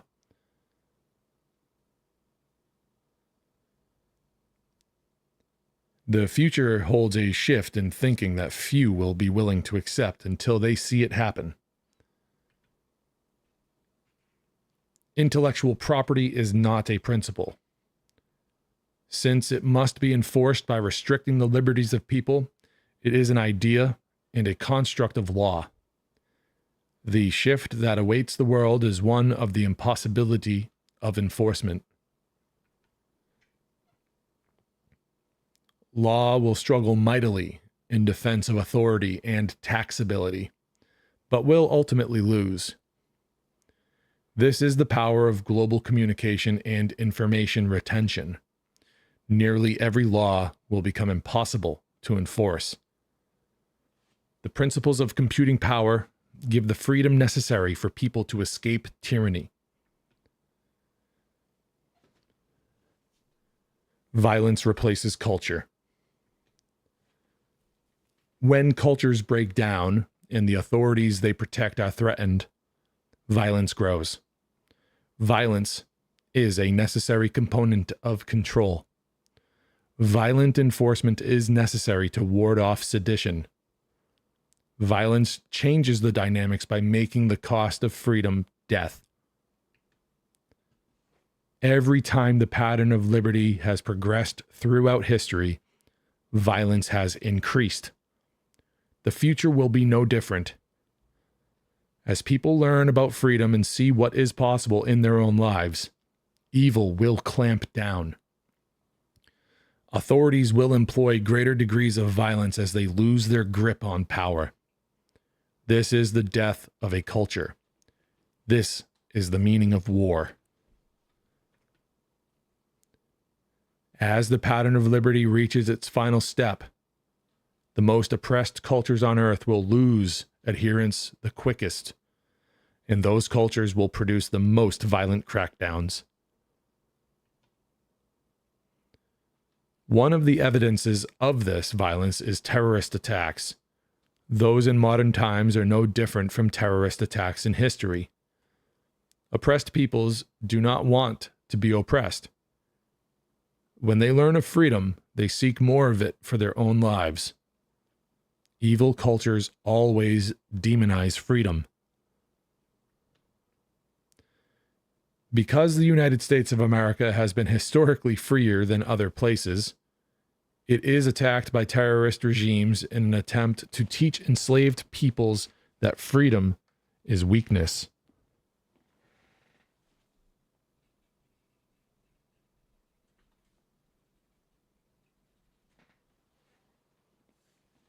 They teach that freedom is depravity and insecurity. Such attacks have nothing to do with the people being attacked. They are about maintaining the grip of cultural slavery over oppressed peoples. The violence of dying cultures can destroy millions of lives, but it never lasts long. Earth's era of wars is over. The rapid pace of nation creation and destruction is evidence of the accelerating pace of the pattern of liberty. New cultural twists invented by evil men are discovered and crushed.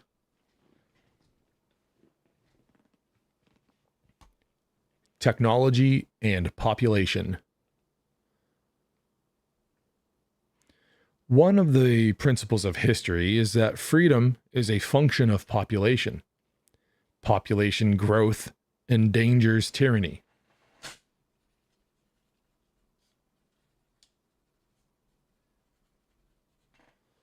All the major tyrants of history have sought to limit growth. Births expand the human experience and teach people about opportunity, hope, and faith. This freedom is not conducive to slavery.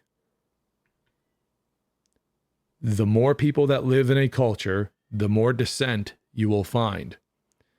It is nearly impossible to control large numbers of people with primitive cultures. One of the evidences of the completion of the pattern of liberty is the astounding population of Earth. Technology endangers evil on every hand. Its use, implementation, and imagination are diametrically opposite to evil. Technology is born of freedom. Freedom brings wisdom to people who implement learned principles in practical solutions. This search for wisdom teaches people the value that they have within themselves. It teaches them to stretch the limits of their intelligence and faith. This is more than concerning to the control of authority. It is the death of evil. The use of technology enables the evasion of authority. One powerful example of this is the evasion of taxation. Governments are institutionalized extortion. When technology allows people to remove the control of money from government hands, taxation becomes impossible.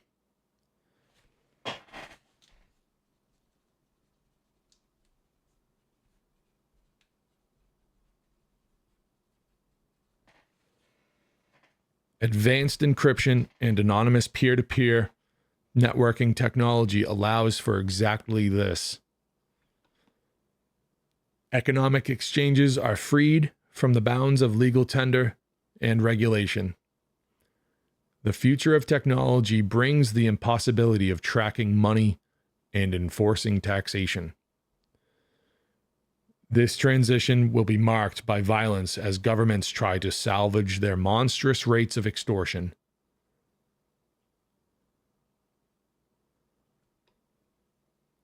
The comforts and prosperity of technology demonstrate to the world what the fruits of freedom are. It is entirely impossible to hide from culturally enslaved peoples the glory that is human life. Principles and products leak through every culture on earth.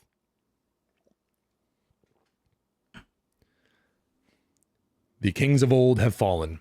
Communism is weakened. Theocracy is dying. Democracies are bankrupt. Violence will mark the transitions, but freedom will prevail. The American Dream. The American dream was for a land where people would be free from the interference of government. The dream was one of freedom to pursue joy and happiness. Today, culture teaches that the American dream is a specific and tightly defined perspective on the perfect life, and that the reason the United States of America is great is because it has the ability to create that life for you. Culture perverts everything good. The American dream is not an American dream. The Great American Experiment brought massive liberty to the people of America, more than had been seen at any other time or place on earth. The experiment and the dream are not for Americans. The United States of America is not to be respected as a nation. It is not a favored group. There is no magic, no cultural supremacy in the red, white, and blue. The Great American Experiment is to be respected only because it taught people that they are worth more than the law.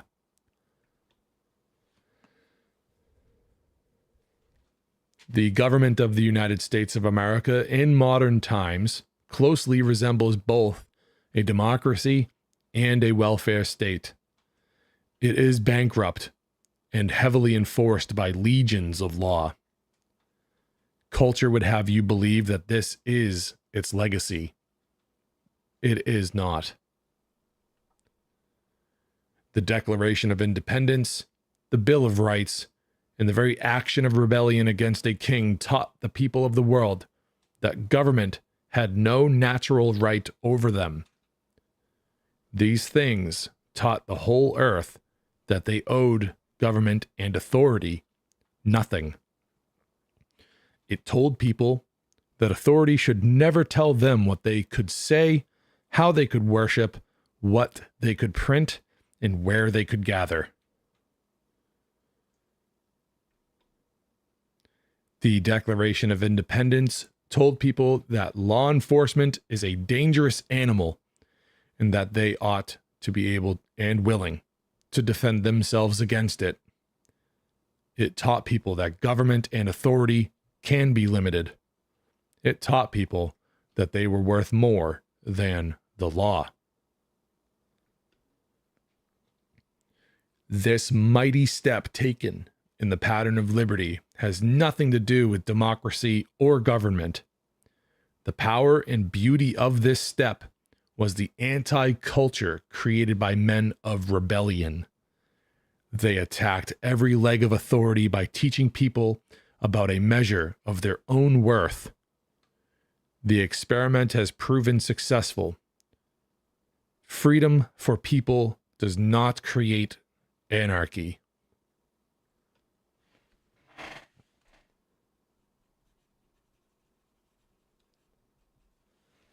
America is not perfect,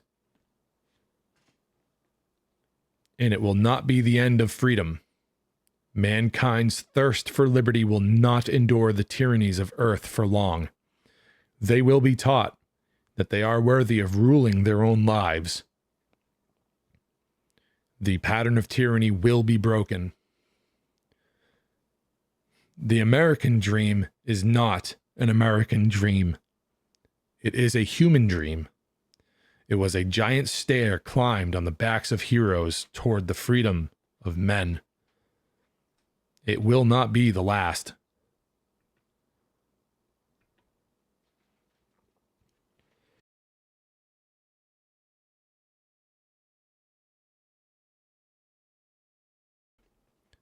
Competition for freedom.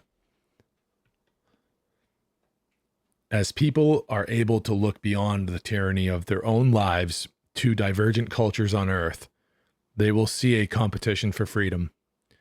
The lure of freedom will be evidenced by the technology, prosperity, and peace of freer people. They will ask why it is noble for them to obey certain laws, but not the rest of the world. They will see that those things which are demanded of them are not natural, that they are tyranny. The pattern of liberty progresses every time the lies of culture are discovered and understood. Though cultures are designed to maintain tight control of the minds of people so that they cannot see the tyranny over them, witnessing freedom can break the bonds nearly instantly. When the violence of dying cultures runs out and freedom peeks out of every dark place on earth, the people of the world will begin a competition for freedom. When there is freedom to move and shop for jurisdictions, you will find that people move to freer societies, not stricter ones. Moreover, elements of evil will gravitate to more restricted societies because they are easier to exert control over. This is the final chapter for evil. Technology, communications, and wisdom free people to evade authority, and they will do so with ever-increasing effectiveness. This is the completion of the pattern of liberty. This is where evil ends.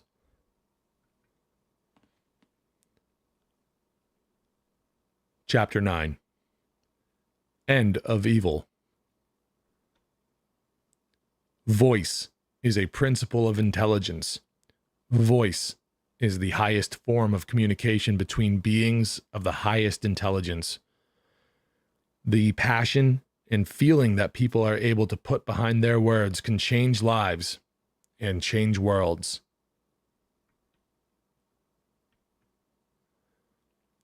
The few who achieve a glimpse of the power of voice bring either insane destruction or awesome freedom.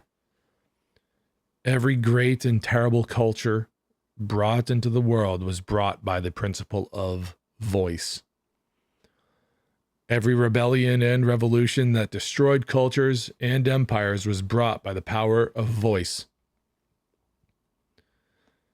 Men who understood the principle of voice have irrevocably altered our world.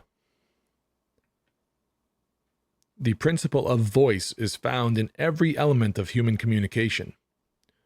Writing and books are lesser forms of human voice. Every transfer of words contains the power to change lives. When accompanied by the passion of life, voice alone has the power to free worlds.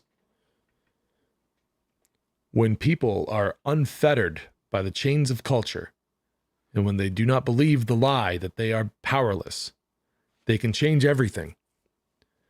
To change the world, you must have the faith that you have such ability in yourself. You must open your mouth and speak. The principle of voice is the passion to convince, the passion to teach, and the passion to create faith. It will strengthen you, and you should choose to use it.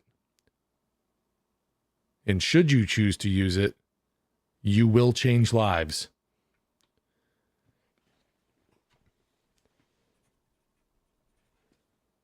Future.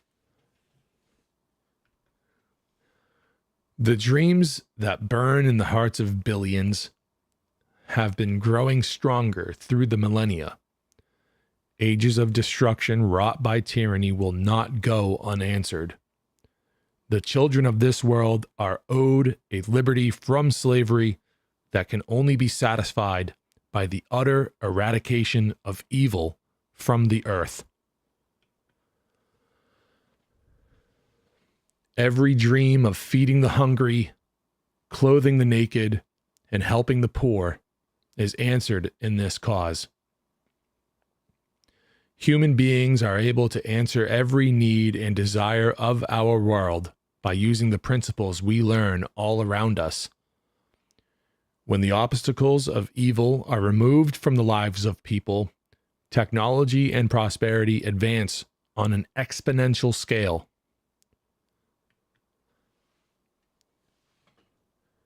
With only limited degrees of freedom in a small percentage of the world, human beings have cured scores of disease and discovered methods of feeding billions.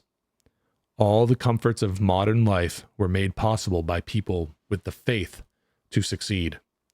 Ask yourself what miracles may be accomplished when this small percentage becomes a perfect freedom and is achieved for every one of the billions of people on earth. This is the infinite value of human beings. You are the key. The progress of liberty on our world is advanced by challenging culture and authority. Technology and the proof of the great American experiment are in our hands. To challenge evil, all that remains is to open your mouth and tell the people of the world that the dream of freedom is real. It is you who will teach the people of Earth their value. It is you who will bring to pass the greatest revolution in the history of mankind. To challenge the authority of evil, you need to dismantle its tools of violence and culture. Culture is dismantled as simply as disobedience to the control of speech.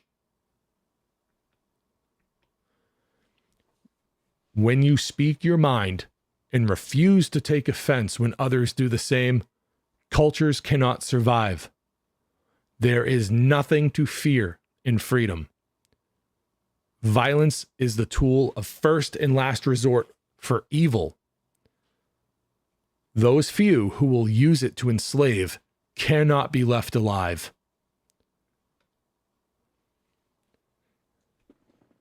A perfect revolution. The price of freedom is blood. This is an immutable truth. The reason is that evil does not care if you live or die. Evil will stop at nothing to achieve mastery over you. A perfect revolution is a revolution where all of the blood paid for freedom is paid by tyrants, and where none is paid by the innocent.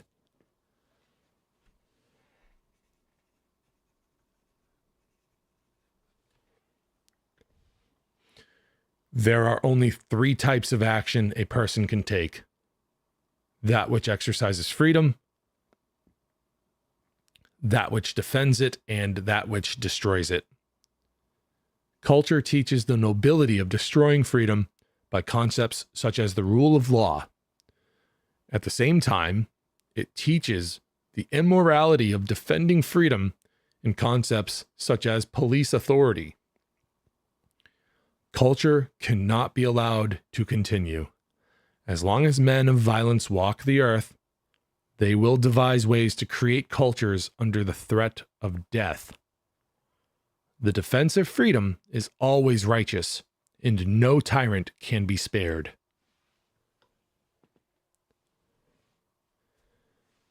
There is no proper role for tyranny in the lives of people. As soon as you yield to the forces of compulsion in the name of life, you have lost your life, for it belongs to those who control you. Life is liberty. Without liberty, your life belongs to another. Liberty is to be defended at all costs and at all times. Govern yourself, for this is the nature of an individual. You and you alone control your actions and your mind. This is right, proper, and good. You have a responsibility to defend your liberty at all times. If you do not, it will be destroyed. To yield defense of your liberty to another is an absolute invitation to tyranny.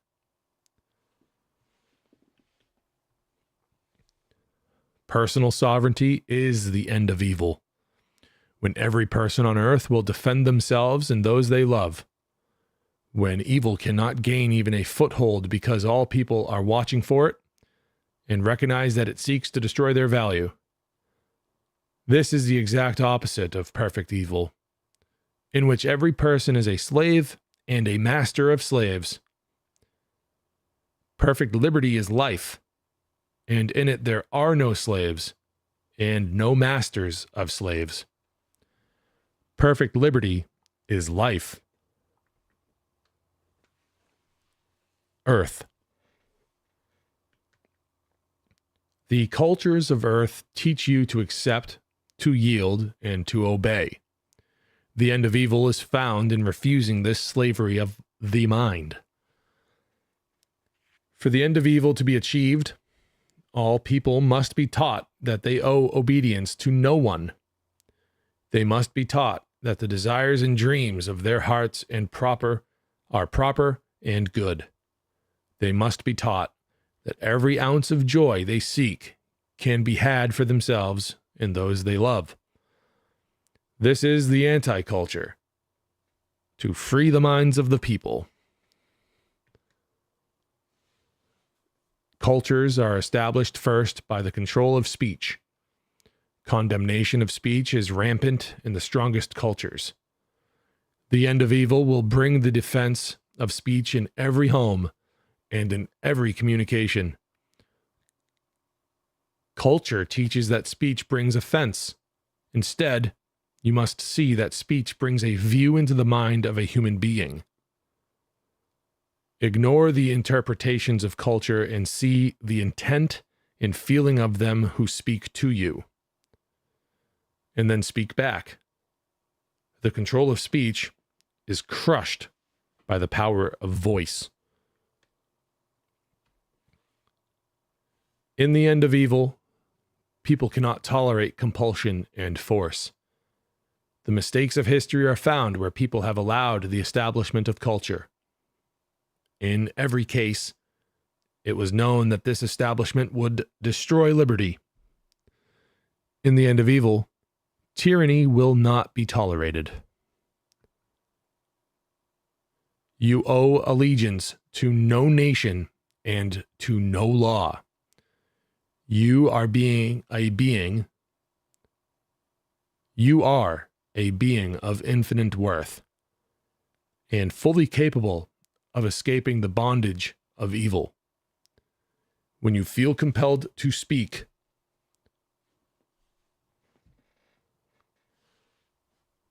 speak. When you feel compelled not to speak, speak. When you are oppressed by law, circumvent it. When violence threatens you, crush it. Remember the lessons of technology. Technology is the fruit of freedom. Technology enables humanity at the expense of authority. Just one example of this is the extraction of economics from the control of nations. Regulation chokes economic activity by making it prohibitively expensive, cumbersome, and complex for newcomers to sell products and services. The answer is technology. Internet activities such as classified service listings will be merged with product auctions on an open and universal platform. We already understand how technology can bring the cost of selling down and make selling easier for everyone to accomplish. The lesson of evading extortion and control are, likewise, already learned. Global peer-to-peer networking ensures that no authority can switch off a server to dismantle economic activity. This dispersion of economic targets will make it impossible for governments to enforce taxation and control. Making peer-to-peer nodes anonymous using powerful encryption technology will make it extremely difficult for authorities to bring excessive violence upon individuals to force examples of obedience. Steganography within established protocols such as HTTP will make disabling specific communications impossible without disabling all communication. Merging public auctions and marketplaces with anonymous steganographic peer-to-peer networking will forever remove the control of economics from the hands of extortionist authorities. With technologies such as these, people can buy and sell anything without the interference of governments and mafias. Furthermore, governments will not be able to enforce taxation record keeping, since instead of a smaller number of corporations preferred by government, every one of the billions of people on Earth will engage their economics directly. Population and technology crush evil. What other devices can be imagined to free people from the tyranny of communism, terrorism, socialism, democracy, violence, and culture? With a human mind, there is no limit to imagination and invention. When technology and innovation beat down authoritative control, the liberty released will spawn astronomical advances. 1 ounce of freedom may bring 1 ounce of technology. 2 ounces may bring 10. 1 free person may bring 1 idea of innovation. 2 free people may bring 100. Total freedom for all people brings nothing less than infinite opportunity. The scale of the speed of human advancement can be seen in thousands of years of history, with modest gains in freedom and modest gains in technology. In the most recent few hundred years, technology has exploded. With each degree of freedom achieved, human knowledge builds exponentially. You have infinite value. With freedom, all things are possible. Technology, health, wealth, and knowledge are all facets of power. Each of these improve the lives of human beings. The fruits of liberty are everything good and bring peace, prosperity, and joy. You live after the era of wars, and the only remaining step in the pattern of liberty is to answer the question held in the minds of people around the world. The lies of millennia have not stopped the unquenchable thirst for freedom that grows within the hearts of every person on earth. They are poised and ready to take the freedom that is rightfully theirs. They need only hear that freedom is possible, that freedom is real. You are the key. To teach the people of Earth the value that they have within themselves, you need only speak and tell them that every good thing is theirs to have. You need only tell them that the glory of liberty is real and that it belongs to them. This war is already won. Evil has already been crippled. Every human being on earth is ready to rise and let the chains that held them crumble to dust. This world will be free. If you can see your own value, then stand tall. Ye are called unto liberty. This book teaches you one lesson. You have infinite worth.